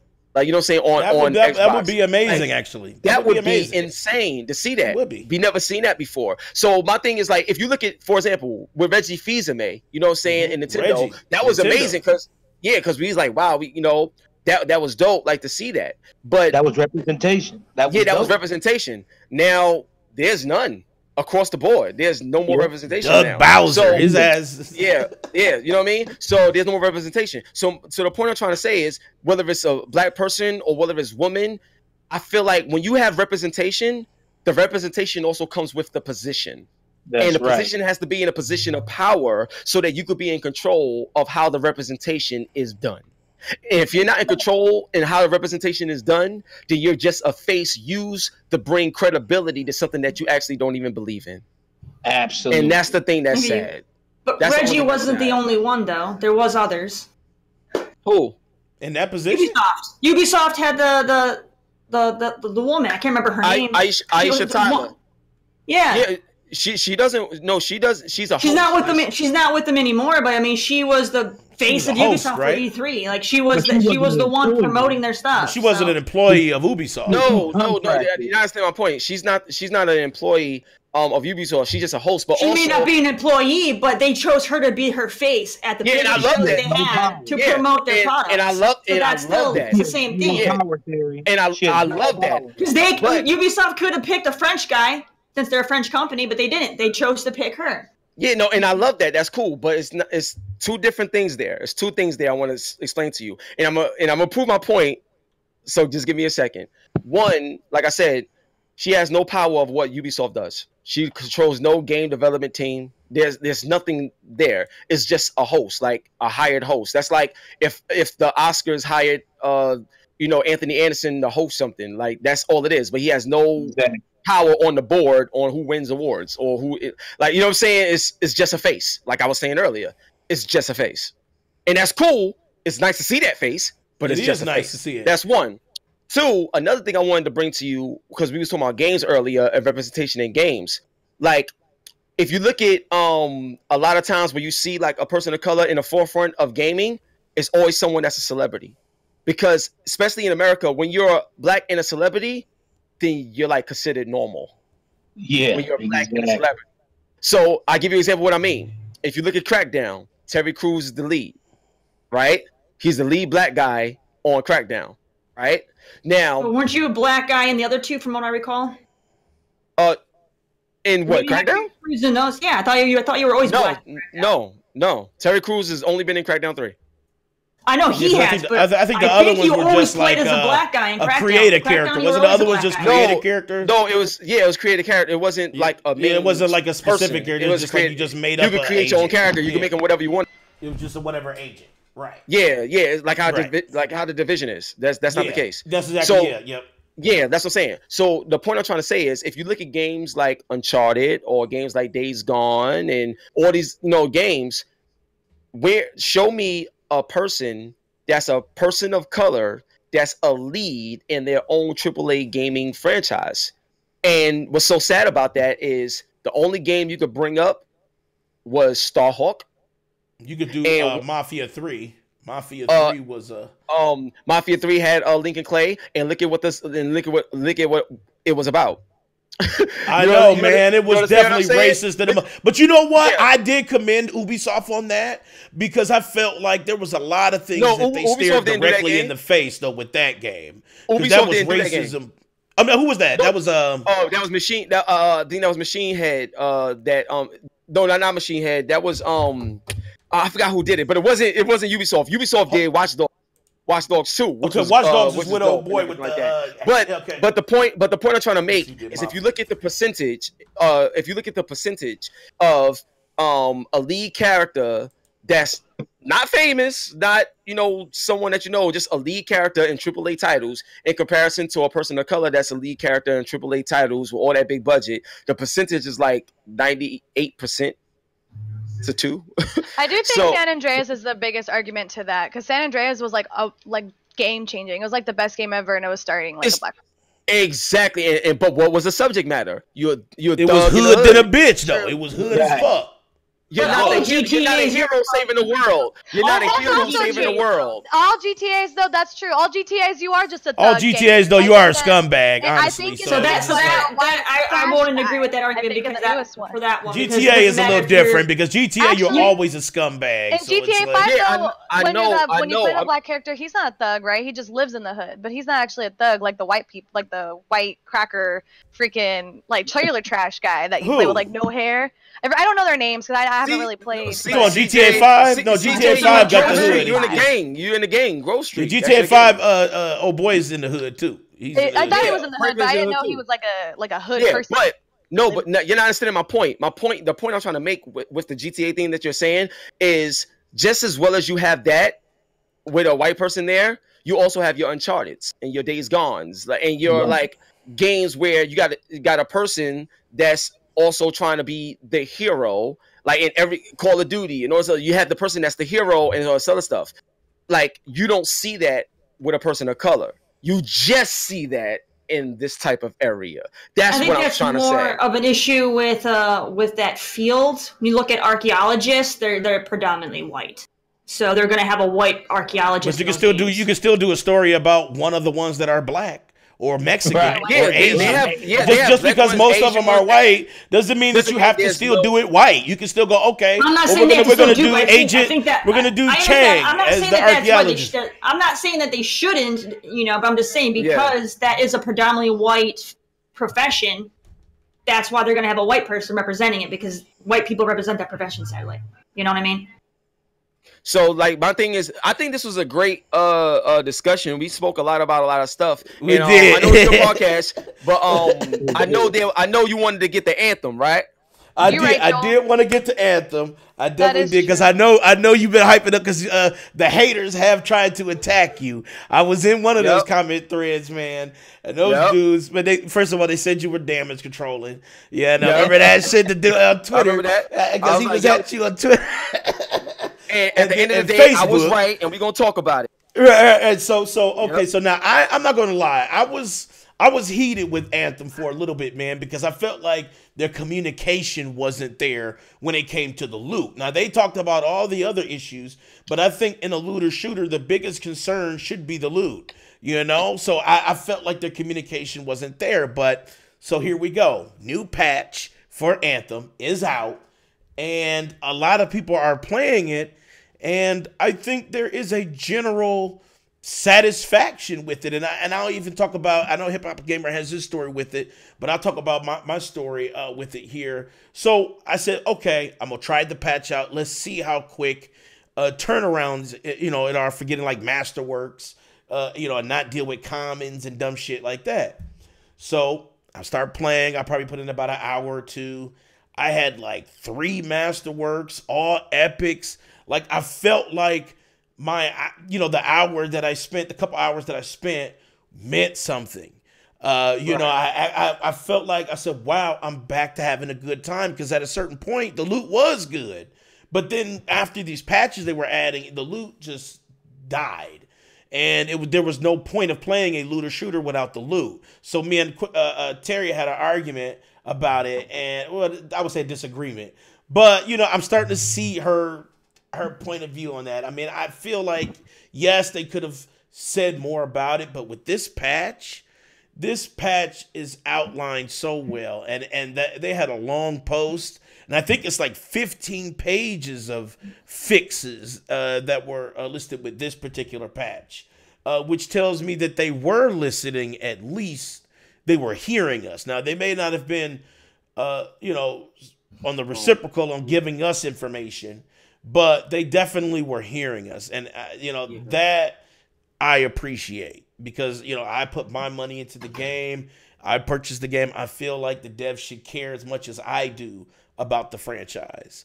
So my play session, 3 Masterworks, a lot of epics. I didn't get a legendary, but I think legendaries is supposed to not really drop like that, so I get it.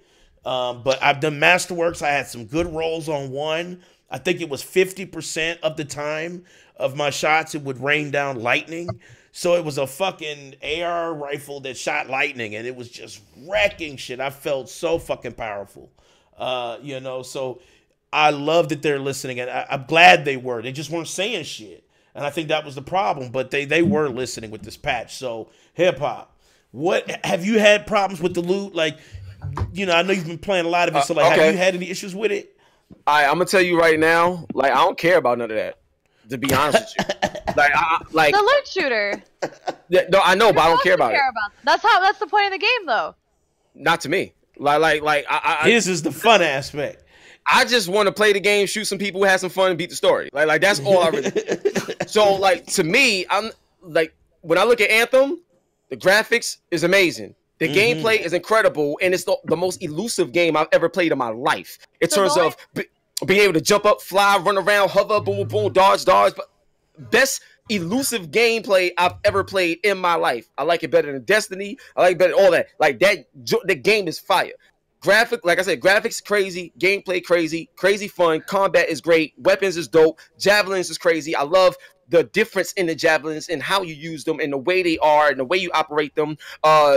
Yeah, the joint is crazy. Now, in terms of the loot, I will say this. In terms of the loot and all this other stuff, like I understand like how people feel because it is a looter shooter, but that's something that the like the gamers took over and made these types of games become what they are. Like, you know what I'm saying? We the ones who gave them the name looter shooter. That's how it became that. That's just a cultural movement. So it became about the loot and getting loot and doing all this other stuff. I get it. That's cool. That's fine. But at the end of the day, here's the way I look at gaming, period. Like, all the extra stuff is great. But let me ask you a question. Would you care about the loot or care about anything, any feature that a game has to offer if the game itself played horribly? Or looked really bad, or wasn't even fun to play? Because I know if it looks dope, it's gonna get your attention. If it but what's offered gonna keep you everything playing but the is the gameplay, fact like that say it's a looter, which makes it different than Sekiro. Because once you beat Sekiro, you're probably gonna play a couple more times because you've made a way of playthrough to make it more playable. But for somebody who doesn't play the way you do, if I played it through and 100% it platformed it, whatever you want to call it, I'm not gonna play Sekiro again. But for games like Destiny and Anthem and Division, I'm like, well, I want that badass gun so I can fuck everybody up. So I'm gonna do the same. Like, that's the difference with a loot shooter, and that's how they got that terminology, is because people want to play the same game, but they don't want to play the same story over and over and over and over and over again. And so that's like the main reason why loot shooters became a thing.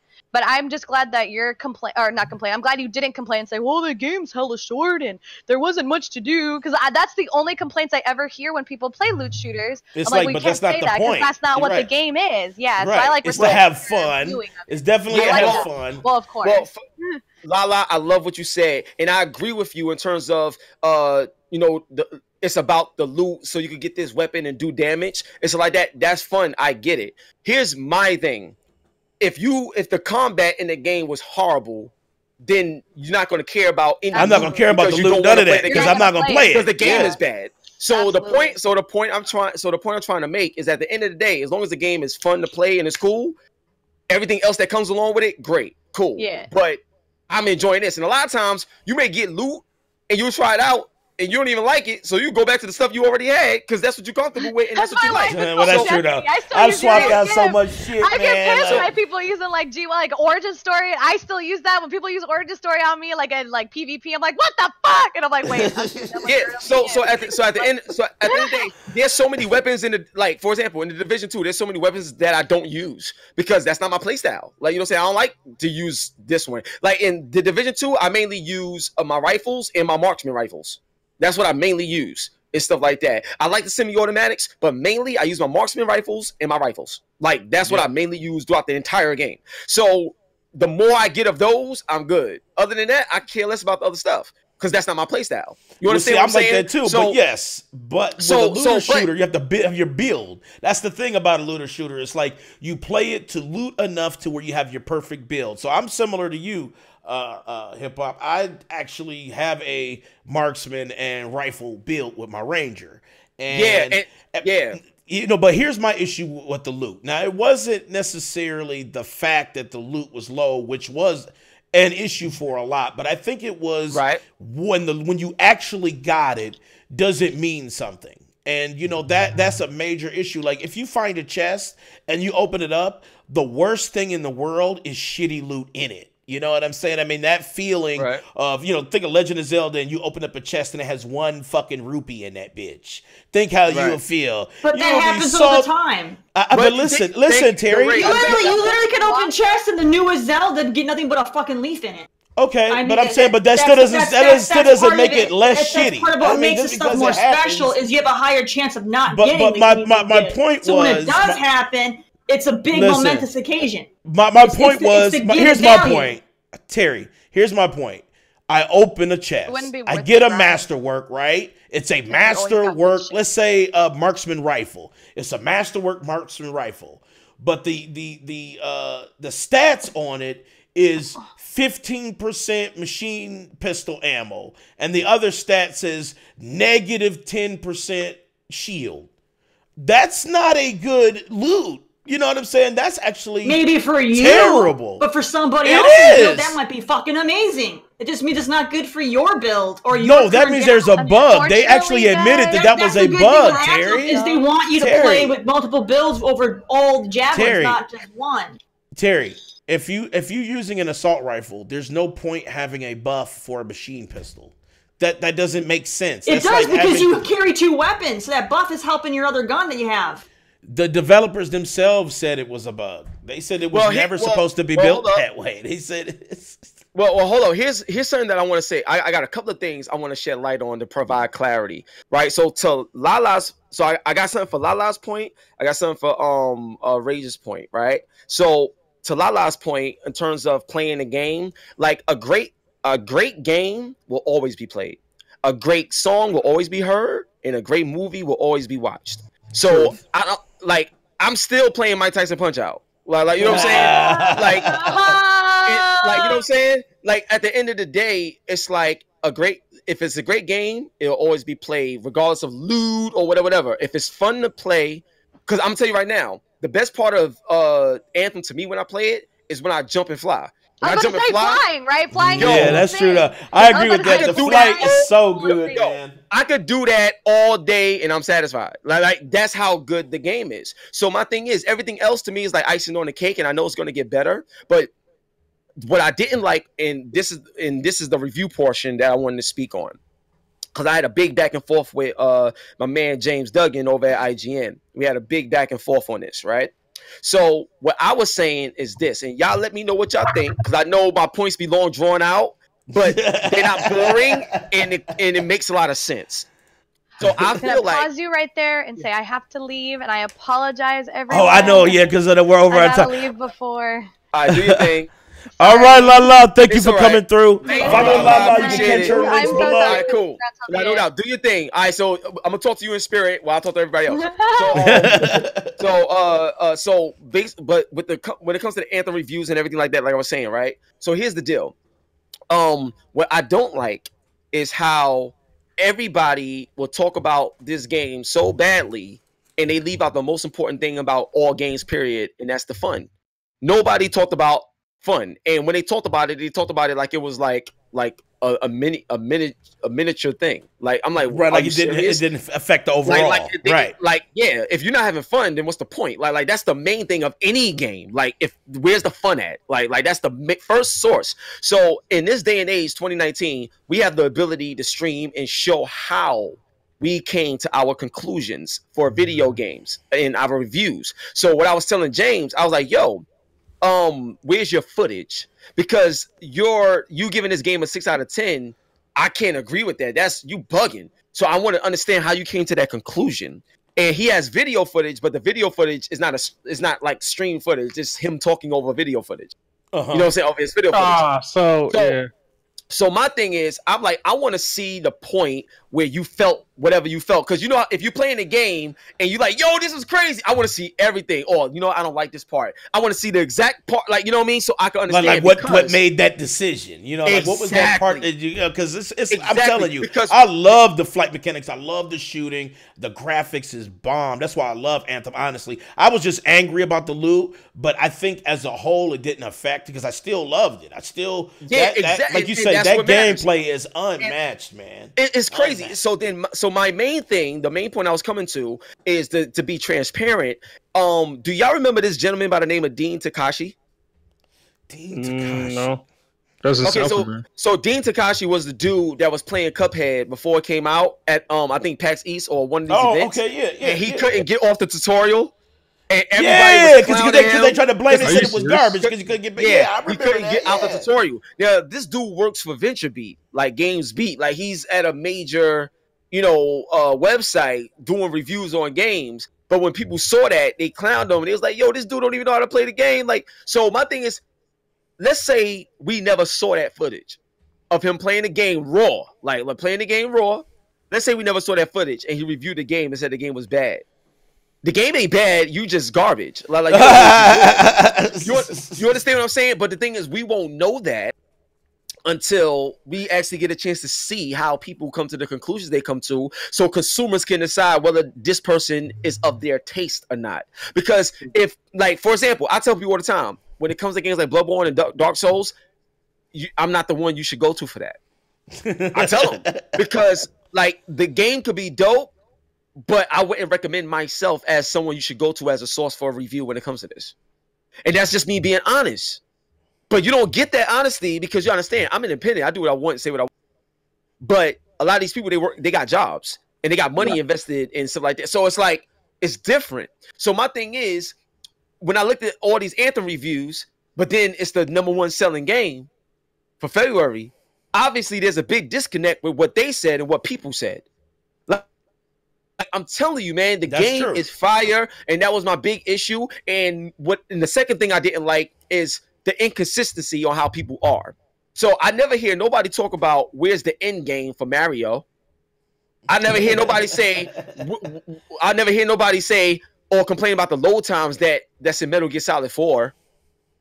Or I never hear nobody say, "Oh, well, this game, damn, I lost my train of thought. I'm so sorry. I forgot what game I was going to compare it to." But the point is, a lot of things that people be complaining about, they never complain about them when they exist in other games. It's Fallout. Like when Fallout has horrible tech issues with a poor engine that they've been using for years and years, nobody say anything about that. It's cool because it's Bethesda. So I don't like the inconsistencies and how they treat certain games or certain game developers or certain situations. Because they got their agendas. They got their own. That's what I keep saying. You know what exactly. I'm saying? And some are paid. Yes, it goes back to agendas. So the point I'm trying to say, even like how we was talking about, the stuff earlier with the racism and black and white and what Xbox did, when you have an agenda that you are in control of, you can shape the narrative however you like, even if it's a lie. You can make a lie appear to be the truth when you have power to do so. Like, I tell you, Terry fought through that shit. She was like, hell no, these people are... And that's my whole point. When you look at Anthem looks great, it plays great, and it's fun to play. So at the end of the day, the main things that you would want from any game is already covered in Anthem. So by default, it's already like an 8.5 by default. Right. Now, by default, because the main core of any game is it needs to look good and play good and be fun. And even in a situation where it may not look good, if it's at least it has to be fun to play. If it's fun, it's like still, that. Yeah. So at the core, by default, this should be an 8.5 type of title just by that. And then the story, a lot of times, and this is true, a lot of times when if you got a chance to watch people play, they don't even go through the story. They skip it. They don't even, but that's still a part of the game. You understand what I'm saying? So, I'm telling you, Anthem is fire. I stand by it. That game is incredible, and I'm glad that it sold a lot. And watch you see a lot of people start jumping on the bandwagon once certain things get fixed and all this other stuff and everything like that. So, Rage, I'm with you 100%. Anthem is fire. Anthem is great, but I think it's going to be just like Destiny, because Destiny does really well sell-wise, but it's super hated on all the time. But they're still very, very successful. Right. Anthem is going to be under that same light show where it's going to be hated on by everybody, but it's going to sell well still, and people are going to still enjoy it. I mean, it did for February. It beat a lot of games in February. I have a lot of faith in Anthem. Like I think I love the game. I have like 200 hours in it. I love the game. Damn, you got 200 in already, Terry. 200 in, yeah. That's all I play. That's all I play now is Anthem. It's a great game. And even last week, I was calling media biasness on the fact that Division 2 has the exact same problems that Anthem had, but they're not getting the same publicity and hate that Anthem did when they had the exact same problems at Jump.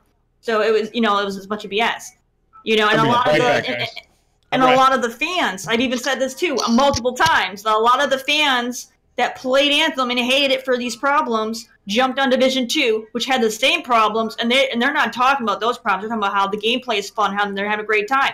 Yeah, and that's how everybody who was enjoying Anthem felt. Now, you basically are a hypocrite by saying that, this one game was trashy because of these reasons, but this game you love, but it has the same factors in play. Thank you. Thank you.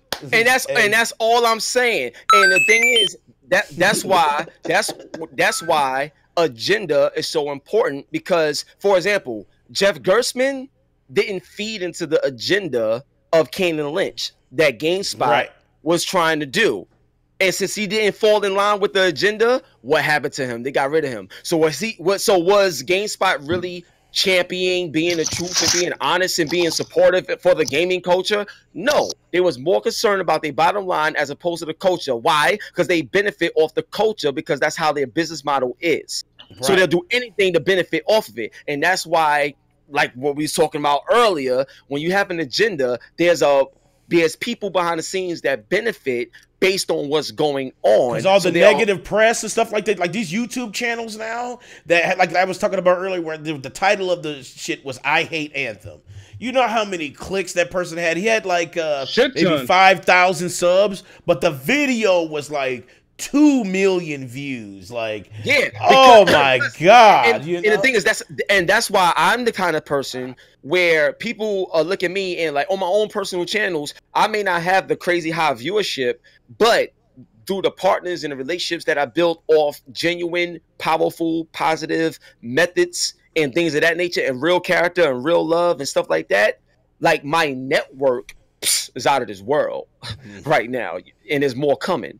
You understand what I'm saying? So my thing is, I've always been the type of person that will always stay the course, because like a lot of people want to be right even in the process of being wrong. Sure. I'm gonna say that again. A lot of people want to be right in the process of being wrong, meaning that if there's a situation for me to benefit by doing something bad, in their mind, they're looking at it as is good, is right for them, because in the end of doing that wrong, you're gonna get a lot of money for it or whatever. But here's the problem: exactly. You got in this world, you got a lot of money. You got good money and you got bad money. I want to make a lot of good money. I don't want no bad money, because bad money comes with a price that I'm not willing to pay, which a lot of times means your life. Absolutely, because that's what I'm saying. And these dudes that are fucking profiting off of that, because that's what it is. Honestly, that's why I clicked the video, because I really wanted to see what was the reason why he hated it. You know what I'm saying? And a lot of times, and it was bullshit. It was a lot of garbage. Yeah, a lot of times, and I'm the kind of person where it's like, all right, if you don't like this game, that's cool. Show me your footage. Show me. That's what I went to, because I wanted to see why. Point to it. Show me what was that bad about it. And the thing is, they never had that. They never have it because it's garbage. It's agenda. And when you gotta think about it, you could be one person against 1 million people. Just because 1 million people say something doesn't make 1 million people right. You can have 1 million people wrong against that one person. But you know what people say in general? Well, if this person's saying it and this person is saying it, this person saying it, must be true, or it must be something to it. No, you could have a lot of people that get together to form a lie. Just to make you look bad, because they know good and well you're about to come with something that's better than what they got, and they got to try to shut you down immediately before you get up. I mean, and look at the personal gains too that you get from that. That dude had 5,000 subs, but that video had 2 million views. Exactly. So and you heard that personal gain. So at any given moment, you have certain people that will choose personal gain and all this other stuff to do whatever they can to get ahead, even if it means ruining somebody's life or whatever. Shit. Yes. It's horrible. So, and that's the point I'm trying to make. Like, when it comes to whether it's games, whether it's people, products, services, whatever it is, when people are in control of something, you're going to have people that's honorable and do things the right way, and you got people that won't be.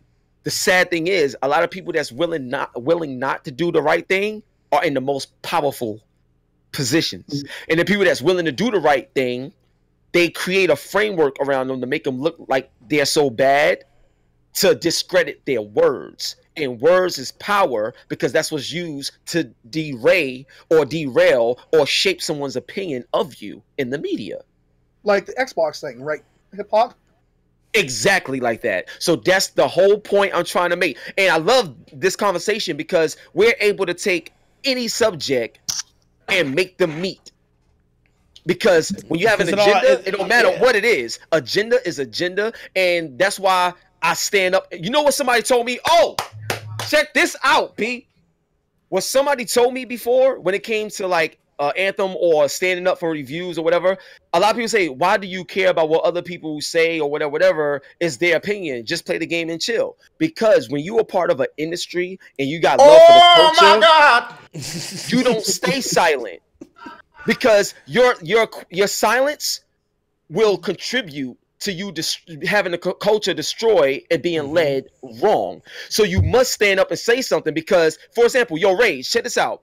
let's say me and you are, let's say you're on a train and there's somebody talking about Anthem, whatever, and they saying stuff that's blatant lies. Like, let's say, well, Anthem, I don't like that game because you can't even use all the javelins. You can only use one javelin. You can't even use all of them, so I don't even know why they got them there. Let's say somebody said that. And if a person don't know no better, they're going to think that that's true and be like, nah. When they both face lying. But they would think that is true if nobody says anything or steps up. So if you step up and say something, then that person that's being swindled will have another option or another area to look into. And when they see it and discover it, then they realize, oh, I can't listen to this person no more because they was lying to me. Everybody's entitled to their own opinion, but I'm entitled to challenge that opinion because my goal is to make your opinion non-valid. That's it. That's it. That's why I don't listen to nobody. I just play my games that I'm interested in and then form my own opinion. Yeah, I listen to me. Yeah, baby.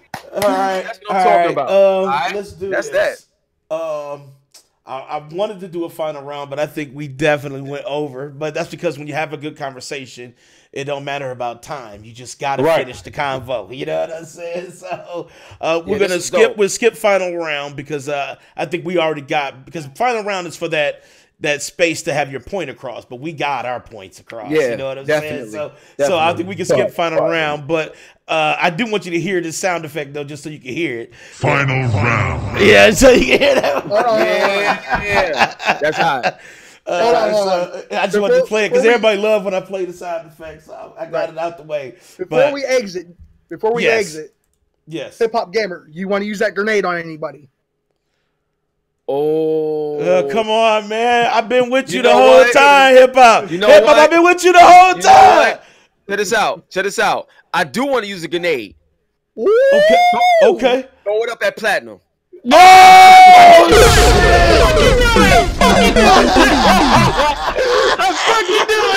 That's how I swallow. Like, I know this. Fatality. Oh shit. So since you're the guest, you get to choose this punishment. I get to what? I get to choose his punishment? Yep, you can make him do like cringe karaoke. You can make him do jumping jacks. You can have him. You can make him do dance. What he has to do right now, though, it has to be something he has to be ability. It has to be do something right he has to do right now. Oh, honestly, just looking at him is a punishment. So. Oh, okay. Shit.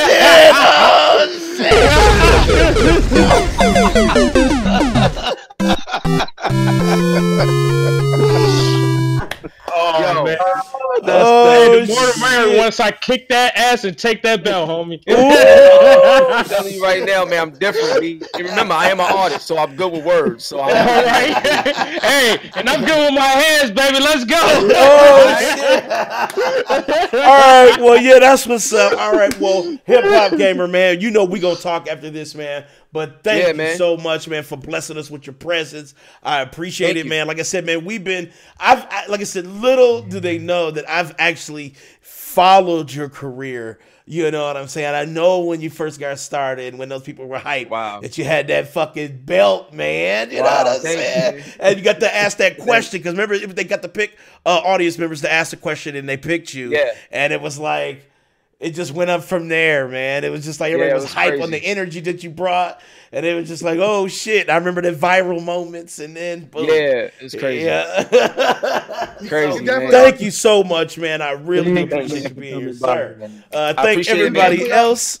Can I plug something real quick if you don't mind? Yes, go ahead. Go ahead. Plug everything. Yeah, go ahead. So Monday morning, 10 a.m. Please stay tuned to my live stream. You can check it out. YouTube.com/hiphopgamer or YouTube.com/hot97 and Facebook.com/LaToTechG. Like, there's a lot. I broadcast like 10, 11 different channels at once using Restream. So I just want to throw those channels out real quick just so you can. I saw you was on Periscope too. I'm on Periscope. Everything is Hip Hop Gamer, Logitech G, and Hot 97 official. But I got a special show. I got my man Mano coming through. He's gonna talk about. I haven't heard from Mano. Dude, hold on, Mano, man. Because people say Mano. I'm sorry, I'm just getting off subject. People say Mano's kind of like an asshole. Is he really like that, or is he not? Not with me. Like he's cool with me. You know what I'm saying? So, but I wouldn't say Mano's an asshole. I just think direct. Yeah, he and is. A lot of Yeah. times people get emotional about the truth. And I know, they do. it is They what it get is. moist in the motherfucker, man. Yeah, you know what I'm saying? Like Mano a street dude that's doing things for the better, and a lot of people, don't like that. A lot of people want to see other people stay in the slums, Stay in the 'cause that's where same they spot. at. It's like people Yeah. grow, man. You know what I'm You have saying? internal And growth. Mano has grown a lot, and he's just not accepting any of the BS that he grew up on from anyone. For sure. And so I respect that. So Mano doing his thing. He got a brand new song called All Again with Macy Gray. So we're gonna talk about that, and we also gonna play Fight Night Champions on Xbox One X What? live on the live stream. Shit. Oh, So it's gonna be dope. Also I'm gonna have my man Ricky Batts come on the show, because he did a song with Mano called On My Block, and that was crazy. So one love and God bless to them. And I just wanted to plug that in so everybody can stay tuned. 10 a.m. Monday morning, Hot 97 is gonna be crazy. So God bless. Yo, man, this joint was incredible, and we're gonna talk more. I really appreciate All right, it. because I know, because I've been definitely wanting to catch up with you, so I appreciate it so much. Everybody else, Cool Cat Terry, you can follow them, her below, as well as LaLa and Platinum Godfather, amazing streamers as well. So you can follow them below. The links are in the description. Shouts out to my twin bro, Primetime, aka Dave D. Shouts out to Big Mike, aka he's the round table. Yeah. Shouts out shouts out to people in chat. So many people in chat. LOZ, Frozen, Joel, the Unspeakable, Alucard, Lamont, Dreology, John, Quiet, Short, everybody in chat, thank you guys for spending your afternoon with us. We so much appreciate it, and we love you guys. And we love to have that debate, because without debate, you get debated.